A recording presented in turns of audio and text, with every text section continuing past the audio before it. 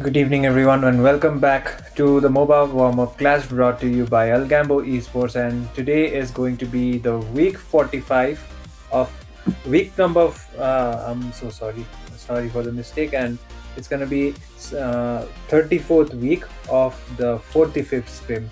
So this is going to be between Team Weibo Esports going up against Team Ace Invokers onto this best of three series.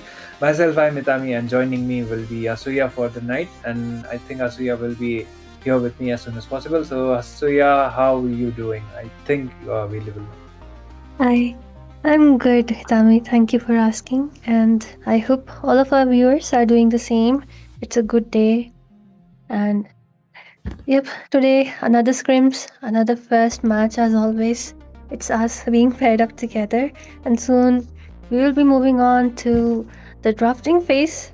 And here we have it Team Ace Invokers, the victors of our Starlight Clash. One of the good teams, I would say, going up against Weibo Esports. This team is new for me, so let's see what they have to offer, what kind of gameplay they show. And with this, the banning phase, it's kind of same bans every day: Atlas, Marcel, Paquito, Eudora. Nothing changes much. So, what do you think, Itami? Yeah, should be the regular ones, and whichever ban, like you have mentioned, are left out would be prioritized as the first pick. So that is going to be the thing for the side of Team Ace Invoker. These, I think, scrim wise as well as on Algambo presence, they have been one of You the should be best teams ashamed at for least, not and they won trusting the class of yourself. Starlight as well, like The you night mentioned. So sky tells this all. is one of the teams to watch out for, and Team Weibo Esports, they are completely new onto the scrim. So of course this is going to be, a statement kind of a match for them, because they are going up against the very best right from the Even the start. So fullest that bloom is going to be it, and pales both before have the already scattering petals. finished out the banning phases. And pick priority, I think the Paquito is available, so they can be going out with the Paquito first pick, or maybe even the Beleric is available. So let's see what's it gonna be. Yep, even the Barats is open, so they can even go for it. Okay, it's a Kaja. Yes, I Oh, just forgot that the Kaja was open. He is really strong if he gives surprise setups, I would say, because I think nowadays, the only issue with Kaja, his old passive was kind of better for him, and he has become a bit more squishier. So if you're playing him onto the support emblem, even on the tank emblem, he is squishy, but then you need that late game if you're building that Thunderbell. So you want that Thunderbell to just stack up on him, and that's when he gets tanky, same issue as Marcel. But then the only good thing is, like, if you're pairing him up, if you have this hero, just pair him up with a good EXP who can be the bait. He EXP who can draw in a lot of When you people, gaze bait into the in a I might lot not of be a skills, legged and then man, but Kaja I can do just know make my his entry with his trade. second skill. He can fly over walls, take you with surprise, and yes, that too requires precise timing because his ult is also kind of dashable, but that too needs precise timing if you want to escape his ult. But with this, all six bans, the Paquito, the Beleric, of course, and the Barats. And nowadays even Selena is in meta if you're playing in a 5-man setup. yeah, I believe like when you have the Selena for your side, you will be having the early game advantage for your side if the Selena is actually able to land up with the arrows. Need some So stitches? I can help. the Selena, if even onto the late game, once she gets the full build, I think the damage is going to be absolutely massive when it comes out onto connecting onto the squishies. So she's definitely going to be one of the things to watch out for the side of Team Weibo Esports if Team Ace decide to play it out really Crowned aggressively by right from the heaven's start. And looking at the mandate, drafts and my everything, I think legacy shall both of the endure. drafts, it's going to be looking out pretty much balanced, and it is very much updated with the meta, I would say, because three of each from the side of both of the teams, these are the heroes which has been doing really well even onto the tournament scene as well as onto the rank. So these are the heroes which has the highest pick rate right now, so it is safe to say they are very much updated with the patch. Yep, and I wonder why the Hanabi was banned away because Melissa is literally a counter for Hanabi. I mean, I understand that her Aegis and the first skill, if timed right, she literally has a Purify, but with a less cooldown if she presses that Aegis. But then it is a 5-man setup, and of course, a Melissa shouldn't fear a Hanabi because you are literally her counter. Plus, you even have the Peleric, so And I think the Hanabi is even a sitting duck for a Paquito, so they could have gone maybe for a Claude instead. Because Claude is a counter for Melissa. He can escape Muddles. Puddles. What's the thing's name? I don't know. I don't remember. It's Muddles. Yeah, and Weibo Esports, they still have the mid lane priority, and of course the God is going to be the prioritizing pick because of the fact that the Eudora has been banned out, and it is a pretty much safe pick, I would say, and against utility kind of a draft, it works out really well. But if there is a if there is a hero that could actually dive in onto the backline against the God, then Ace Invoker would be having that kind of advantage because of the YSS. So the God is going to be forced out to use Auto Purify, or maybe even just go out with the Flicker. But the Nom Nom is going to be very, very questionable here because of the fact how well you are able to connect onto it. And looking at the draft and everything, I think Weibo Esports as well, they responded out very well, to be honest, because the glue is also one of the picks we often see onto the roam or maybe onto the EXP. So it's pretty much balanced. It's on all onto the execution, but Ace Invoker, they have the early game advantage for their side because of the Selena. So how well they will be able to utilize it is going to be one of the main questions. And the glue being the final pick means that the Paquito is going on onto the jungle. Yep, but having a Selena onto your opponent and still picking up a guard, I would say, pretty risky move because Selena is a counter for guard, especially when he's done. He just sits there when he ults. He only has the flicker, but then Selena can mark him down, and once he is an easy target on his ult, easy takedown by Selena. So, but then again, they do have the Beleric. So, if the God and Beleric they stick together as they should, because I think it is one of the best combos in ML right now. Beleric just locks someone down with the ult, and God can just finish him off. Even though the ult's damage was kind of reduced, but he still has that, he can spam his press skill. So let's see if Belric, because he's the anti-diamond kind of tank, will he be able to stop the Selena? But the answer will be up soon because here we are into the land of dawn. This is the best of 3. So let's see which team wins it out. Meanwhile, I do think both the lanes are kind of evenly matched because Melissa can use her range, even though Brody hits a bit harder. In the EXP, I think it will be the Barat suffering a bit, but then in the mid lane, it's kind of a bit more priority towards the side of Team Ace Invokers because they do have the Selena. So let's see how it goes. Yeah, a Brody against a Melissa, by the way, onto the gold lane. So the range advantage is definitely favorable for the Brody, and the Melissa decided to go out with the Inspire, which is, the pretty much priority is the Inspire because of the attack speed. But we mostly see, at least onto the tournaments, that the Melissa has been a priority with the Flicker. So that is something new, but at the same time, I think the comfort is also going to be mattering. And if the positioning is actually right, then the Melissa will be able to position herself onto the mid. There is still some skirmish going around. Actually, the EXP laner has rotated all the way onto the mid side, and the God is onto the EXP. So they will be trying to get the level 4 mark as soon as possible. And look at the glue might be having some network issues. Just goes back right on time, but there's the stun onto him, and that is going to be the first blood onto him. Uses the flicker, just goes back, and they will be able to escape with a 1 for none, favorable for the side of Team Ace Invokers. So yeah, and with this good beginning, team, okay, Selena connects the stun onto the Paquito, managed to move away, but shouldn't have gone in, shouldn't have committed for that combo between 4 members. There was literally none of your teammates to help you out. You don't even have your EXP, and having the EXP in turtle fights nowadays, that's a priority. But meanwhile, the stun, I think it has locked down onto the Belric, and along with the ult from Coldstrong, the Belric who falls off. And God is an easy pick, the stun might come in. Okay, here comes the ultimate, trying to just zone everyone away. And yep, here we have it, a bit miss from that abyssal arrow. Otherwise, it was just a dead trap for the god. But then it is what it is. Meanwhile, into the bot lane, just look at the Brody, even he has started rotating.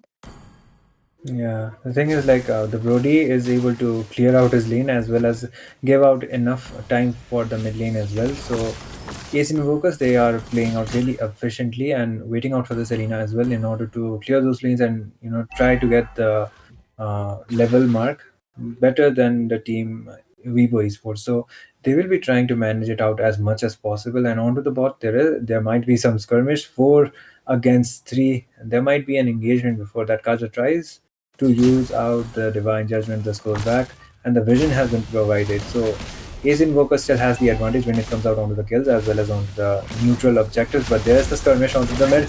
The Bellyrix rather types comes up, but he will be falling off onto the process. They are trying to dive in. Onto Chopper also gets initiated from the YSS, but that is a 1-for-1 rumor for rumor trees for both of the sides. But still, Ace Invoker still has the lead.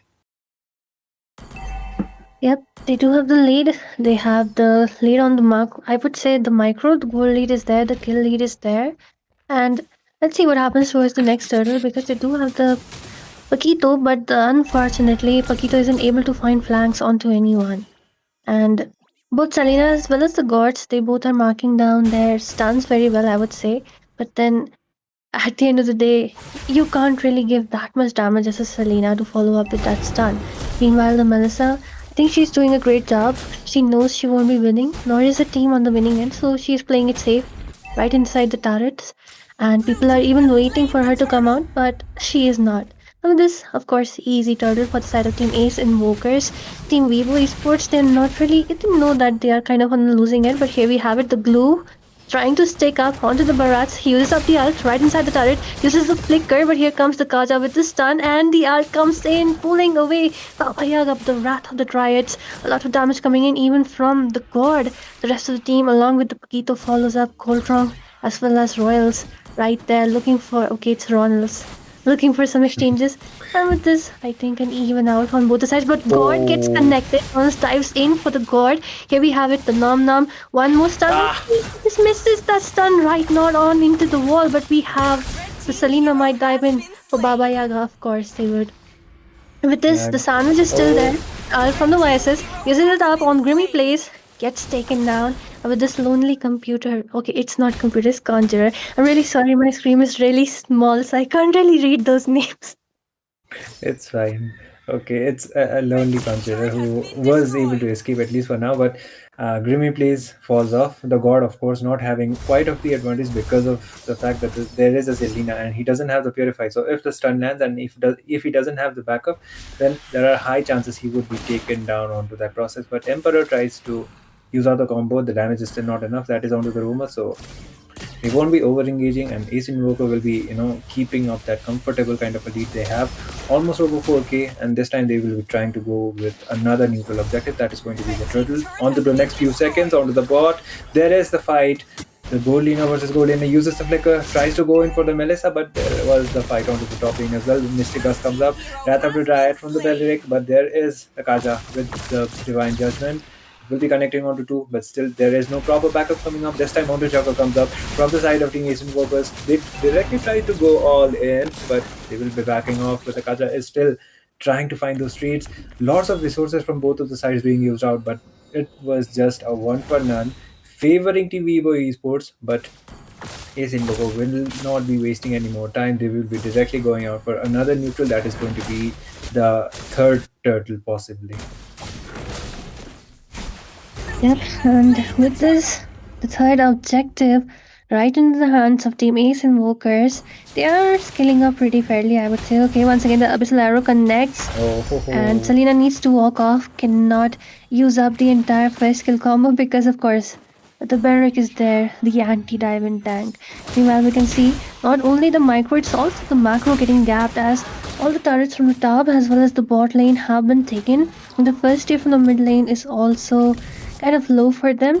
So the next priority for the side of Team Ace Invokers might definitely be opening up the map by taking away the first tier from the mid lane.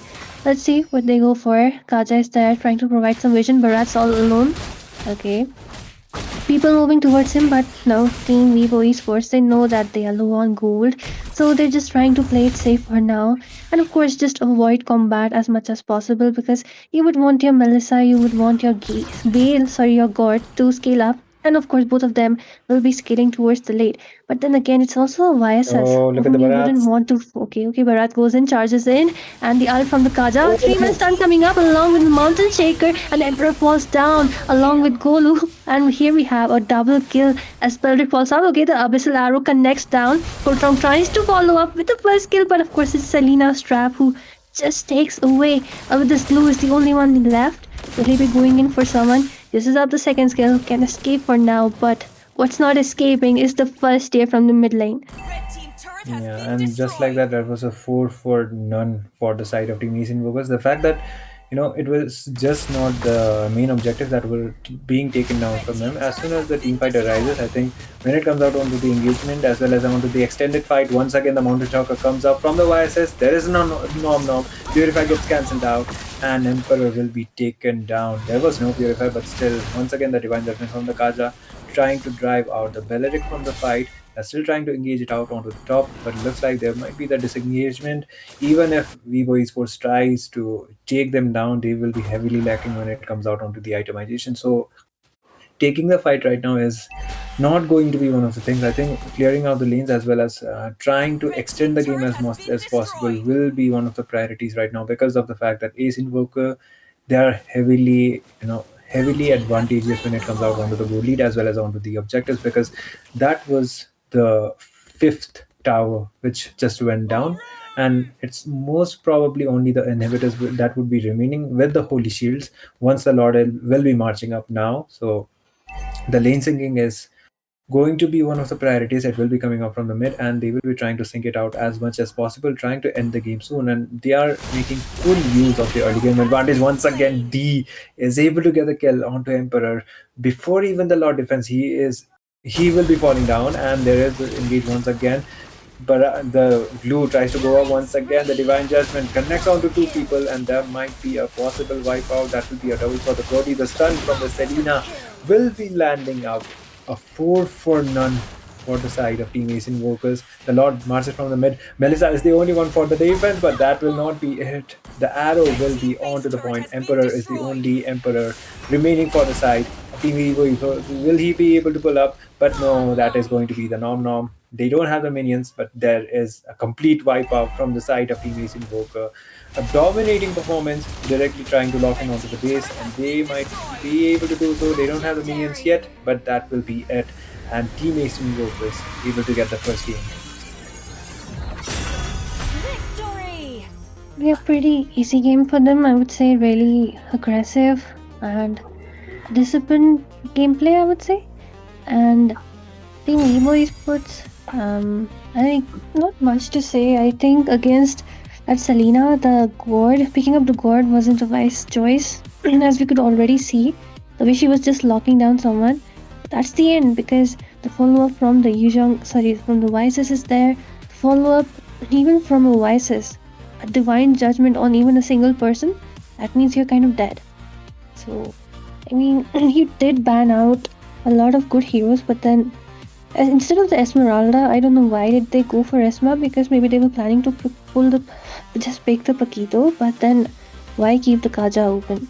I mean, understandable that he is squishy, but then you need to take advantage of that you need to take heroes who can just keep marking him down constantly and just, feed on him, get the gold from that, killing that Kaja. But they couldn't really do it. And of course, once the YSS scales, that's it for you. And I even think that the EXP, the glue, was kind of facing some issues, managed to give away the first blood. So hopefully something like this doesn't happen in the next match. Let's see what they go for. Will it be a clean sweep or some kind of comeback from them? Yeah, and for Ace Invoker, I would say they are just keeping up with their momentum at this point, because like I've already said it out, they have been one of the most dominant teams onto this Algambo scrims, as well as onto the recent tournament we had, that was the Clash for Starlight. So they are one of the strongest contenders. So I believe, like, for Weibo Esports, even if they manage up with the loss, that will be some kind of an experience for their side, and they will be trying to at least come up with some improvements onto the game number 2. And this is going to be the match point for the side of Team Ace Invokers. If they are able to pull it up, then they will be winning this BO3. So eventually, I think Ace Invokers, they will be trying to, like I've already set it out, keep up their momentum onto it, and hopefully there might be some kind of competition coming up this time around. I think like the Serena, like I've already set it out, if she is like picked out, the purifiers were forced like supposed to be forced out. But the thing is, like our team Weibo Esports, they decided to not go out with the purifier, and they kind of struggled when the Serena actually landed up the abyssal arrows, and they completely went up with the engagement. That completely ruined up their momentum, especially onto the mid lane. That is a god, and you will be having the mobility, you will be having the movement, but the problem is you don't have any dash skills onto you. It's only the flicker, and once the arrow connects and there is a possible backup from the side of Team Ace, they will be completely diving on all onto you. So that would be one of the things that they will be trying to avoid at least. And I think this time around, the draft, I don't think like the draft was completely the issue for them. It was the execution as well as the objective securement, which was, which Team Ace Invokers had the better hand onto it.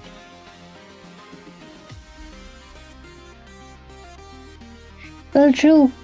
And with this, here we are into the next draft. So let's see what they have to offer. Will it be the same bands? And of course, I hope no Hanabi band comes in like last time. And at the same time, Team Ace Invokers, especially Coltrong, I have seen him play, what's that, Nolan, quite often. And if not Nolan, of course, it is the YSS. So maybe if he is giving you issues, just ban away his heroes, just target him down. Maybe. Let's see what they do though, because Atlas has been banned away.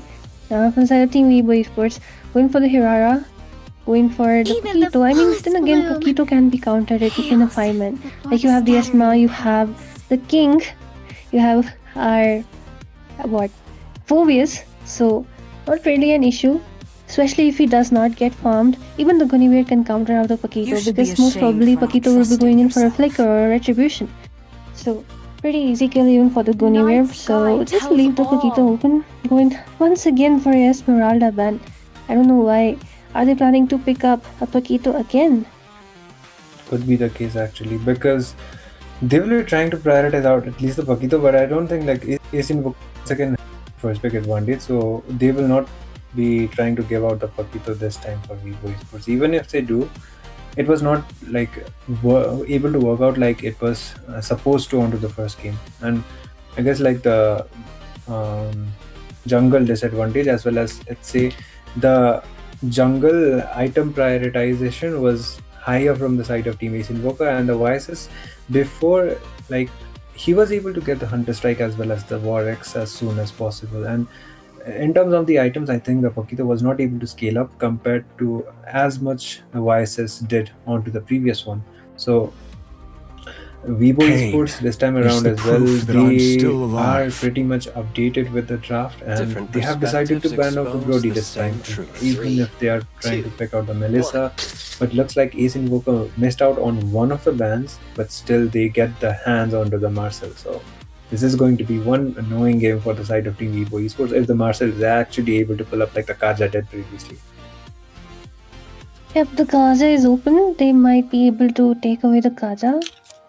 But then, why did you ban the Brody? There are a lot of marksmen. I mean... Whoa. Okay. I think it's Selena coming up once again. Because I think she works very well with the Marcel. So, even the Veil is pretty easy mark for the Selena. So, I don't know what they were thinking. But that one ban, leaving out one ban, Team Ace Invokers, they just did it for themselves, I would say, at this point, because they would have banned away one hero. I mean, of course it wouldn't have been a Veil, right? So they managed to grab onto the Barats as well as the Melissa. Pretty good for them, I would say. Really, all three of them kind of really broken. So with this, the final pick being Moscow against the Melissa. I don't know how good that works. They can instant go for a Mia. Even Mia counters the Melissa because she can just purify the models. And of course the Claude is sitting there, Nathan is there, why for Moscow? But of course he can use that Trinity, and Barats is kind of tanky. But then how are they supposed to deal with the constant passive stance coming in from the Marcel? Especially that Veil.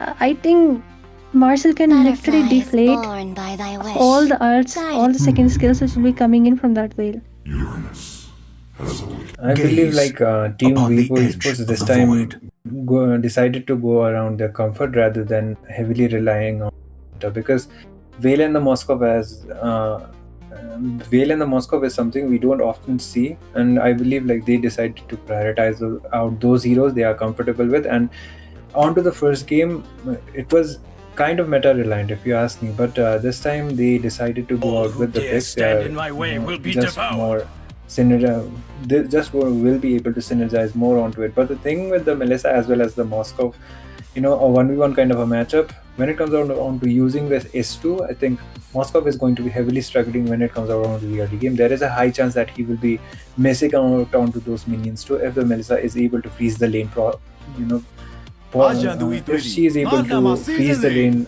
very well.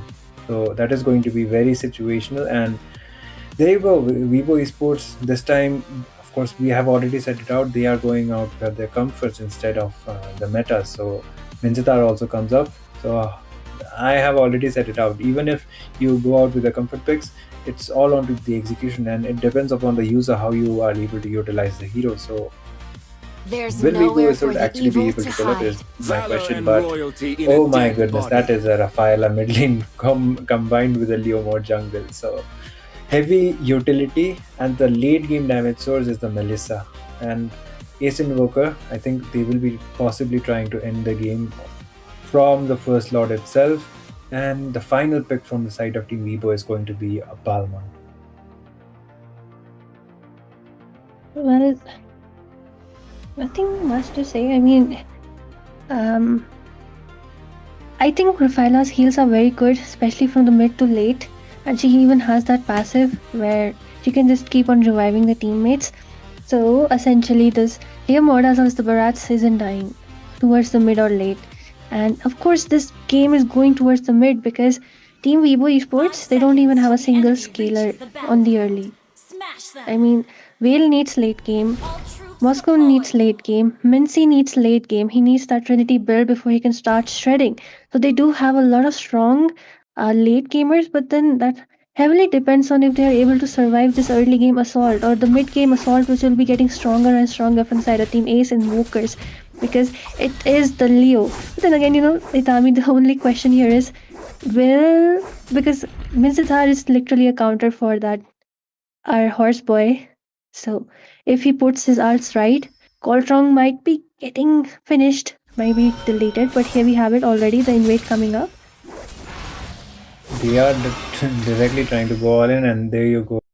The blue will also be secured from the Leo mode, not a fresh kind of start you actually would want, especially getting invaded like that and taking away your important creep that would have leveled you up to the level 4. So that is going to be one thing you would actually try to avoid as well. And I think Team Ace Invokers, they have already started to win out when it comes out onto stealing out their objectives too. So the as soon as the Leo mode is able to get the level 4, he will be trying to play it out really aggressively as much as possible. Gulu has the ages onto the Moscow.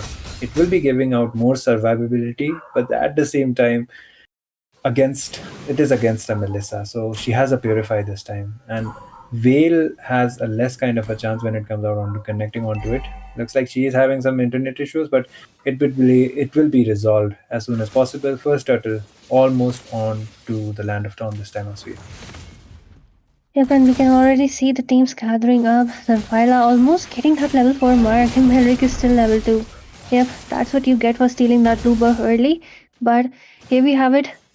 Leo mod taking away that final creep. Emperor is really low. He is level 4, but then he can't really compete against the early game Leo as well as the Rafaela combo. And on top of it, there's also a Marcel.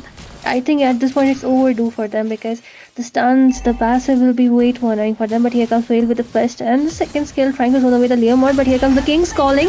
Coldtrong wins out the Retribution battle though. But this is what I was talking about, a good King's Calling, and Coldtrong will not be able to move. And this is it. This is what I was saying. You literally pick a Leo mod against a Minsitar. But here we have it, the Rafaela's passive reviving him back again. And Marcel almost level 4 up. Yep. This pretty good beginning. they did manage to. Okay, Emperor is really low. Maybe getting executed from the buff itself really needs some help out there.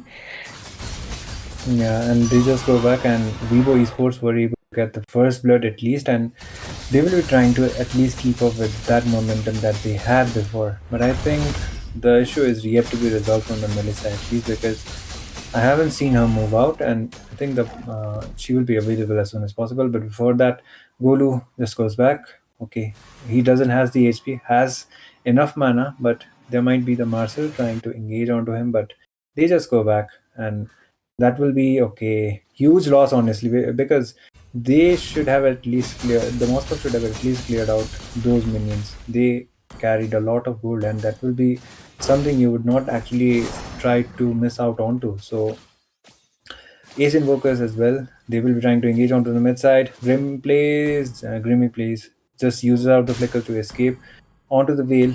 Belric doesn't have the mana, just goes back, and that is going to be none trades, but still the resources are being used out from both of the sides. Well, yep, and with this, they have kind of forced towards the gold lane. It's kind of surprising that even without a lane counter, Moscow isn't able to farm up that easily. He's he's playing safe, but then a bit more aggression, because the faster he gets the gold, the faster he'll scale, and the better for them, because the other team does not really have the marksman online at this point. So we have 4 people gathering towards the gold. I don't know why, but the turtle is gonna come up really soon. Let's see how this one goes, because the king as well as the barats are also making their way all the way from the EXP lane just to gather around the turtle. Balmond as well as Kolo just trying to poke it up. Here comes Hansera, might go in for some nom nom. The passive from the Marcel connects up, and this he's charging up onto them. The suppression is there, the stun is there, onto the wall. The whales are then, but Baba Yaga of course just gets deleted, and now no king's falling for them. With this, just look at the stuns coming in left and right, and then Hansera double kill for him. Belric getting deleted. Lulu using up that Aegis, using up the Fescal just to move away, just to flicker away. It's kind of surprising that even 4v5 situation, they are not able to hold out on their own. Yeah, the fact that it is on actually onto the Golina, and that is one of the members that is supposed to have. Oh my God, Grimmy plays will be taken down onto the hands of Leo, and the heal will be able to provide him to escape. But the fact that they are kind of lacking onto the marksman, but still able to pull it off, not able to get the tower at least. Oh, Phantom Steed comes up, King's calling, a perfect flicker, but perfect escape from the Leo mode, of course. And the Moskov will be trying to at least clear out the lanes and trying to push it onto it, but Zero will be trying to go all in onto him. Just goes back right on time, and Weibo Esports, they are, Team Ace are 1 man behind, but still they are able to keep it up somehow, and I think it will be resolved out, or maybe not, but still when it comes out onto late, I think still Team Weibo Esports has a good chance onto it, but there might be a fight before that. Yep, and the Raphaela, okay, the Phantom Steed coming up along with the Wrath of the Dryad. We also have the Balmond jumping in, but the Golden Hour just stuns, locked down the Veil away from the entire team. The ultimate trying to do some true damage, but it's not enough as Coltron takes them down. SOD connects right on to the Raphaela, and with this, Colo needs to back off for now. And with this, another good exchange for them. They are trying to take away the first tier from the mid lane, trying to force away the Whale. And with this, look at the top lane though. Barat's already so dominant, has taken away the first tier. And with this, okay, this first tier is still standing, but the way he's just cutting down, okay, the hook connects the ultimate. The King's Calling kind of wasted out there. The passive, the stuns are connecting in. Same goes for the Belric. His passive just stunning locked down a Diamond Marcel. But with this, a lot of resources being used up, especially that ultimate coming in from the Mincitar. And they are not stopping just yet. Nom Nom comes up from the barrage, and there is an engage again from the side of Team Focus. Wrath of the Dryad completely misses out, and Coldrong will be able to take out the turtle once again. Tries to go in all in onto the Mincida, trying to prioritize onto the tower, but okay, there will not be any defense coming up. And okay, lethal counter this time comes up right onto the side from the Balman, but Baba Yaga will be taken down, and he will be going back. Emperor tries to escape it out as well, but there might be an engagement before that from the Leo Mord, able to get a mega kill onto him. Ace Invokers once again with the lead. They were able to secure onto the neutrals. The Lord will be spawning up onto the next 90 seconds, but they will be trying to prioritize onto the mid lane. There is a nom nom once again from the Barats. Lonely Conqueror will be able to not escape, and he will be taken down. And the Minchitar still has the King's Calling, can go in, but the engagement is amazing. Oh no! He did pull out the hook, but the King's Calling was not onto the point. Yep, happened for the second time for them. Just okay, the steal, phantom steal, a lot of damage coming in. The ult from Arleng, and the second skill does not able to stop him as Rafaela with the first skill manages to grab that kill onto our king. And with this, the Belray coming in might use up that Wrath of the Dryad. Does have his ultimate, but the second tier's HP almost taken down. The top lane, the same issue as Bharat solo pushed the entire lane. I mean, it's funny how a hero with whom you're not supposed to push is able to push so hard. And with this, I think it's the Melissa is back into action, or it might even be the AFK who's back. So she managed to take down the first turret when Moscow was doing this team fight. Yep, right here. The Moscow was there. They kind of lost in a 4v5 situation, but this is what you can do at this point because the gold lead is massive. The macro as well as the micro is also massive. And at the same time, Balmond is good with his ultimate. He is dishing out a lot of damage, the true damage, but then as the match goes, the heals will not let him do even that.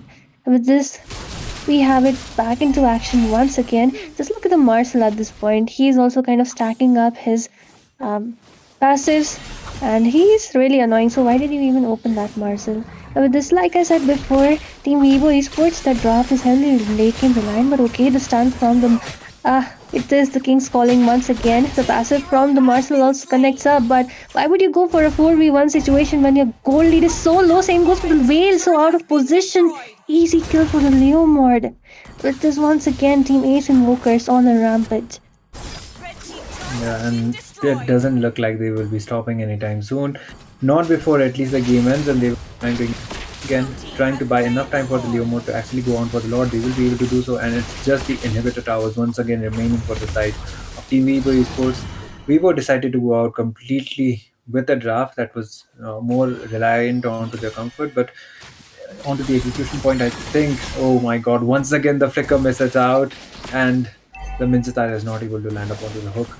An important resource, if you ask me, before even the Lord comes up, could have been utilized to use out the Flicker King's Calling, but that's very, very unfortunate for him, and they will be trying to go in once again. Okay, even Grimmy Praise will be using out the Flicker onto the point, and looks like they will be trying to engage onto the mid side as soon as possible, but the engagements will be done. There is the Barats. Wrath of the Dryad comes up. It only collects onto the Belric, but there is a golden hour flick right on time. The execution right on time, but Grimmy Please will be taken down onto the process. That will be a double for the Leo mod. And once again, Emperor tries to go in once again. This goes back, and Ace Invokers haven't actually lose out from any of their members. Once again, they just go in. Oh no, go Loom. Not onto a good position. That will be a killing spree. A one by one wipeout kind of thing happening. It's only Lonely Conjurer left, and that is a complete wipeout from the side of Team Ace Invokers. And just like that, it should be the end.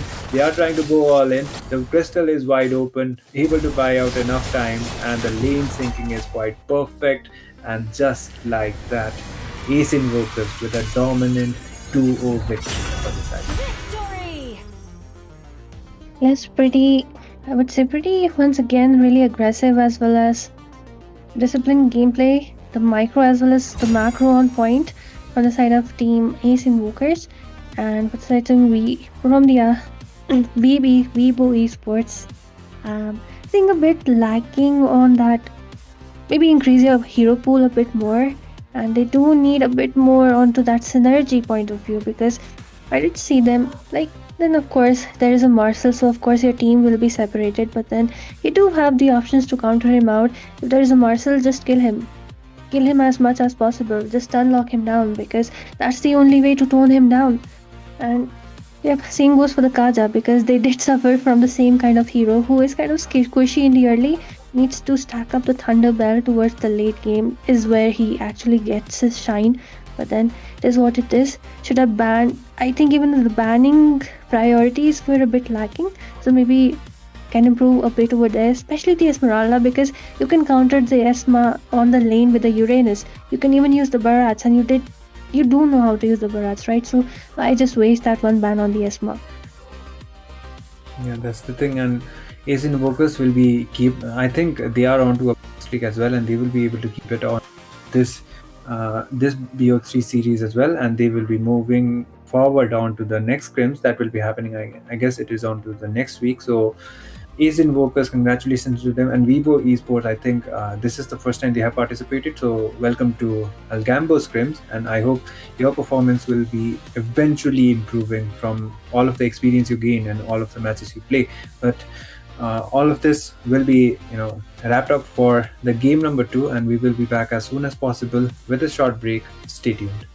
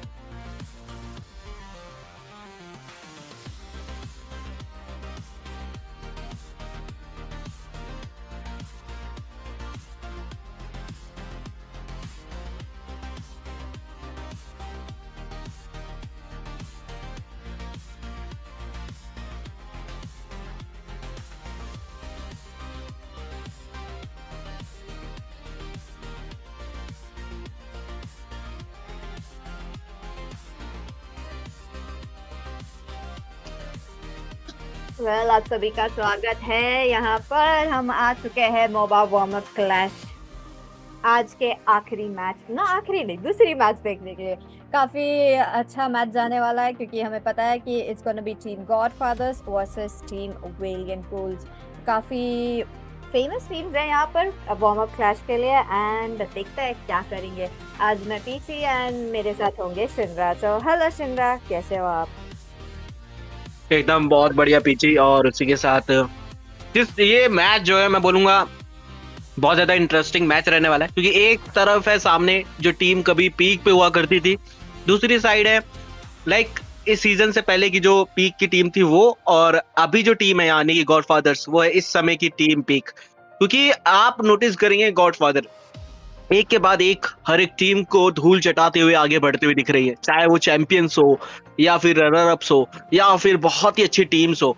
एक के बाद एक ये team रुकने का नाम नहीं ले रही है। लेकिन आज क्या इस बोलते हैं यहाँ पे कि विन स्ट्रीक उसके ऊपर पूर्ण विराम यहाँ पे लगाएंगे या नहीं? वेलियंट घूल्स यहाँ पे मौजूदा रहेंगे। पहला पिक जाता हुआ दिखेगा हमें टीम गॉडफादर की तरफ से, और उसके साथ साथ बैन्स की तरफ नजर डालेंगे। चलिए बेल्ड्रिक पहला बैन, मार्शल अभी भी ओपन है, आई थिंक वो भी बैन आता हुआ दिखेगा। यस बिल्कुल। और उसी के साथ आगे की तरफ बेलरिक एटलस ऐसा काफी टीम्स अवॉइड कर रही है एंड हमें यहाँ पर भी देखने के लिए वो मिल रहा है। टीम गॉडफादर्स रिस्पेक्ट बैन करती है वेलियंट घूल्स के कियोशी को। That's going to be the funny देखना नहीं चाहते अपने फर्स्ट गेम पे, तो सेकंड गेम पे मतलब आगे वाले गेम पे होगा या नहीं, there is something interesting to see. Godfathers first pick, काफी ज्यादा असैसिन्स यहाँ पर बैन हो चुका है, you know in equal to tanks, that is kind of surprising. तो मतलब मेजर्स और ईएक्सपी लेनर्स खुल के खेलने वाले हैं। बरात ओपन है, यूडोरा ओपन है, तो देखते हैं क्या ये बरात फर्स्ट पिक होने वाला है या नहीं। चलिए यूडोरा उसके साथ जाना चाहेंगे। यहाँ पे काफी सारे असिस्टेंट को दिक्कत देती है यहाँ पे यूडोरा, तो इसलिए बैन भी लाजमी है। उसके साथ साथ 2 पिक मिलेंगे टीम वेलियंट घूल्स को, उसके ऊपर आपको इजाफा जमाना पड़ेगा। बेलड्रिक बैन हो चुके हैं, एटलस बैन हो चुके हैं, तो बाकी ऑप्शन आपके पास क्या रहेंगे? यहाँ पे मिनोटॉर कैरी या गोल्ड लेन की तरफ जाते हुए दिख सकते हैं। काजा का आगमन होगा, चलिए बढ़िया। डिवाइन बाइंडिंग यहाँ पे आती हुई दिखेगी। उसके साथ साथ ईएक्सपी पे जैसे कि पता है ब्राट्स उसको उठा लिया जाएगा। अब यहाँ पे देखना पड़ेगा team godfather. I think Esmeralda यहाँ पे एक अच्छी चॉइस बन सकती है। अगर एस्मेराल्डा नहीं जाते तो डायराउट भी एक अच्छी चॉइस बन सकती है। उन दोनों के बीच में लेट्स सी यहाँ पे क्या पिक होता हुआ दिखता है, लेकिन ज्यादा मेरे को लगता है एस्मेराल्डा ही आएंगी, क्योंकि कई बार हमने देखा है बरास के अगेंस्ट में एस्मेराल्डा काफी अच्छे तरीके से चल जाती है, सस्टेन कर जाती है उनके अगेंस्ट में, तो वो कहीं पे बनते हुए दिख सकता है। या फिर दूसरे हीरोज के ऊपर भी अभी थोड़ी सी नजर बना सकती है टीम गॉडफादर। और चलिए बोल ही रहा था मैं, एस्मेराल्डा और यहाँ पे आती हुई दिखेंगे। एस्मेराल्डा काफी अच्छा हीरो है, that too trying to act like a counter towards the Barats and sustain के बारे में बात करें तो पूरी टीम को एक सेकेंडरी टैंक की तरह एक एक्स्ट्रा प्रोटेक्शन भी मिल सकता है। तो यही बात पे डेफिनेटली एक अच्छा हीरो हमें देखने मिल रहा है। बट डैमेज का क्या? अभी तो हमने डैमेज देखा ही नहीं कि कौन आने वाला है। हाँ, यूडोरा डैमेज के लिए वहाँ पर बैठी है, वहाँ पर डेफिनेटली क्राउड कंट्रोल करेगी, बट आगे हमें देखना पड़ेगा चलेगा, क्योंकि मार्क्समैन और असैसिन के ऊपर भी काफ़ी ज़्यादा इम्पोर्टेंस देते हैं यहाँ पर। बिल्कुल टीम वेलियंट घूल्स की तरफ से मिड लेन की तरफ एक अच्छा मैं बोलूंगा यहाँ पे ओके लूनॉक्स काफी अच्छा पिक मैं बोलूंगा यहाँ पे। तो फ्रंट लेनर्स को मेल डाउन करने के लिए वो डैमेज उनके पास जरूर मौजूदा रहेगा, तो एक अच्छी बोलो बात यहाँ पे जा सकती है। लाइट फॉर्म का बिलियंस का इस्तेमाल करते हुए काफी सारे सीसी से भी बच के निकल जाएंगे, ये अच्छी चाल है। उसके साथ साथ बैन की बात करें तो यहाँ पे आते हुए देखेंगे एमएम के ऊपर लास्ट में बैन होता हुआ दिख रहा है, मॉस्को बैन, कैरी बैन, और उसके साथ साथ क्लॉड क्या वो भी बैन होते हुए हमें दिखने वाले। लेट्स सी बिल्कुल चलिए because I saved my nation from falling apart. इसके साथ YSS भी बैन हो चुके हैं। काफी ज्यादा रिस्पेक्ट बैन हमें देखने मिल रहा है, स्पेशली गॉडफादर्स के हाथ से। तो Valiant Ghouls are forced to play something new. तो यहाँ पर नया क्या है? लूनॉक्स चलो नया हो चुका है, तो काजा काइंड ऑफ उनके लिए नया है, क्योंकि हमने उन्हें ज्यादा काजा गेम प्ले में नहीं देखा है। एंड जैसे काजा काफी Need अच्छी some तरह से stitches? I can मेटा help. पे बैठ रही है, तो definitely it's is one of the rising heroes. Melissa होने वाली है for the Wailing Ghouls. Melissa पिछली बार भी चली थी और लाइक एंड में आते आते O2 का पिछली बार डैमेज बहुत अच्छे तरीके से आया था, हालांकि वो मैच हारना पड़ा था, लेकिन बात की जाए मेलिसा भी मेटा पे काफी अच्छे तरीके से भी चल रही है, तो एक लाजमी पिक मैं बोलूंगा। उसके साथ साथ देखना पड़ेगा कि जवाब ही क्या देंगे। क्या यहाँ पे आप गोल्ड लेन की तरफ कुछ और खेलते हुए देख सकते हैं? हैरिथ प्रोबेबली, अगर हैरिथ नहीं जाना चाहते हैं, क्लिंट वगैरह या रेंज के लिए कुछ उठाना चाहते हैं, देखने वाली बात होगी कि काजा वहां पे मौजूद आए हैं। दिक्कत बहुत ज्यादा होगी आपको, आपके ऊपर लाइक अटैक यहाँ पे होते हुए देखेंगे। इमेज यहाँ पे मौजूद है, ब्रेन्स का इस्तेमाल करते हुए आपके साथ जो है क्लोज रेंज कर सकती है वो, वहां पे दिक्कत आ सकता है। और चलिए बिल्कुल यहाँ पे क्लिंट, फिर उसके साथ साथ जूलियन, नॉइजी। यहाँ पे अगर देखा जाए तो कुछ दिन से जूलियन के ऊपर ही, मतलब मैं बोलूंगा यहाँ पे वो छोड़ ही नहीं रहे भाई जूलियन का साथ। हर एक मैच में वो हमेशा यहाँ पे जूलियन ही खेल रहे हैं और अपनी टीम के लिए वर्क करते हुए ले जा रहे हैं भाई वो हीरो। हालांकि मेटा पे अभी नहीं है, बट अच्छी तरीके से चल रहा है। और सबसे बड़ा रीजन ये है जूलियन का चलने का, तो अडेप्टेबिलिटी आपकी बढ़ जाती है। अलग अलग कॉम्बोज आप मार सकते हैं, लाइक एडजस्ट कर सकते हैं। अगर डैमेज चाहिए डैमेज यहाँ पे दे सकते हैं, बच के निकल सकते हैं काफी सारी उसमें। उसके साथ साथ आपका एक प्लस पॉइंट ये बन जाती है कि ऑब्जेक्टिव के ऊपर बहुत ज्यादा हेल्पफुल रहता है यहाँ पे जूलियन। तो बस जो खुशी हीरोज है उनको तो इजीली आप मेल्ट डाउन कर सकते हैं, तो ये अच्छी चॉइस यहाँ पे बनती हुई जाएगी। Team Valiant Ghouls versus the Godfather. Let's see यहाँ पे कौन जीतता हुआ दिखेगा। और कुछ ही देर में हम जाने वाले हैं लैंड ऑफ डॉन की तरफ। पीछे एक सवाल आपसे, पहला फर्स्ट ब्लड यानी कि पहला खून कौन लेके जाएगा? यहाँ पर नॉइजी डेफिनेटली काफ़ी ज़्यादा चांस मुझे लग ही रहा है कि वो लेके चले जाएंगे, कज उन्हें मैंने काफ़ी टाइम से देखा है कि ऐसे ही परफॉर्मेंस देते हुए, तो डेफिनेटली गोइंग फॉर गॉडफादर्स। चलिए लैंड ऑफ टर्न की तरह यहाँ पर आ चुके हैं हम। फर्स्ट मैच यहाँ पर ये होने वाली है एक इंटरेस्टिंग सा match, where we'll get to know कौन सी टीम क्लीन स्वीप करेगी या कौन सी टीम थर्ड मैच लेके चले जाएगी। बिल्कुल उसी के साथ गोल्डन की तरह थोड़ा सा अपोग आता हुआ दिखेगा, देने का प्रयास ब्लू बफ की तरफ, और काफी सारी इंफॉर्मेशन यहाँ पे विजन प्रोवाइड करते हुए दिखेंगे। काजा रेट्रीब्यूशन का इस्तेमाल किया वो लीथो लेने के लिए। चलिए लीथो लेते हुए वापसी की तरफ आए हैं। गोल्डन की बात करें तो वहां पे भी थोड़ा सा एक रोटेशन जो है वो कंप्लीट होता हो जाएगा। क्रैप यहाँ पे ले लिया जाएगा टॉप लेन की तरफ, प्रार्ट्स के ऊपर प्रहार होता हुआ पीछे देखने का प्रयास किया जाएगा। मेलिसा के ऊपर प्रहार होता हुआ O2 थोड़ा संभल के रहेंगे अभी इस समय। टॉप लेन की बात करें तो इजीली वहां पे फार्म होता हुआ दिखेगा। काजा वहां पे मौजूद आए हैं, काफी अच्छी तरीके से पकड़ा है, वो कर्स डॉल लगाई है जिसके कारण थोड़ा सा रेंज बढ़ेगा। मेलिसा का बेसिक अटैक के कारण थोड़ा सा पोक करते हुए दिखेंगे। पीछे से डोरा आएगी, अच्छा खासा स्टन, मेज को पीछे हटना पड़ेगा। उसी के साथ जाची वो बचते हुए निकलेंगे। ओके काफी क्लोज कॉल था यहाँ पर फर्स्ट ब्लड के लिए, बट अभी भी यहाँ पर स्टन नहीं हो चुका है और एक स्टन काजा की तरफ से, बट नहीं, कियोशी आ चुके हैं टीम फाइट पे एंड यहाँ पर डिफ्यूज हो चुका है सिचुएशन। बिल्कुल उसी के साथ साथ वो क्रैब लेते हुए दिखेंगे। कियोशी फटाफट से आए हैं, कोशिश करना चाहते हैं पंचर का इस्तेमाल, अंदर की तरफ जाएंगे। फैंटम एग्जीक्यूशन आगे की तरफ बढ़े, टनल का आगमन होने वाला है कुछ देर में, तो टीम जो है वो रेडी होते हुए दिखेंगी, पोजीशन लेते हुए दिखेंगी और चर्चा लेने के लिए टीम जो है वो रेडी है। यहाँ पे देखना पड़ेगा क्यूशी के ऊपर प्रहार, लेकिन पीछे हटते हुए जाएंगे क्यूशी पीछे की तरफ पंचर का इस्तेमाल करते। क्या वो फर्स्ट ब्लड बनेंगे? They almost so close, but उन्होंने प्यूरिफाई दबाना पड़ा लेजेंडरी पैंथर को, दैट और कियोशी टर्टल लेके जाते हुए यहाँ पर डॉट को निकाला गया। गॉडफादर्स काफी ज्यादा पुश कर रहे हैं एंड यहाँ पर मेलिसा को थोड़ा बहुत फार्म मिलने वाला है। क्या कियोशी को यहाँ पर उनका पॉइंट बॉक मिलेगा? डेफिनेटली रेट्रीब्यूशन के साथ कर सकते हैं, उनका विजन नहीं एंड इसी के साथ वो लेके गए अपना खुद का बफ। यहाँ पर उन्हें ये नहीं, but oh my goodness, bottom lane O2 God को काफी बिना अंदाजे के खेल रहे थे। थोड़ा आगे वहां पे खेला, जिसके कारण पनिशमेंट वहां पे मिलेगी जरूर। तो इनका जो बस्ट है वो काफी अच्छा खासा रहता है और अर्ली गेम से ही आता है, तो आपको थोड़ा संभल के रहना पड़ता है, उसको अंडर एस्टिमेट नहीं करना चाहिए। पीछे रह के खेलिए, जब तक आपके आइटमेशन नहीं आ जाते हैं तब तक आप पोक कर सकते हैं लेकिन रेंज में रखे। क्लिन के पास एक एडवांटेज है जो आपके पास नहीं है, क्लिन के पास रेंज का एडवांटेज है। वो स्किल यूज करने के बाद उसका बेसिक अटैक का जो रेंज है वो काफी दूर से पड़ता है।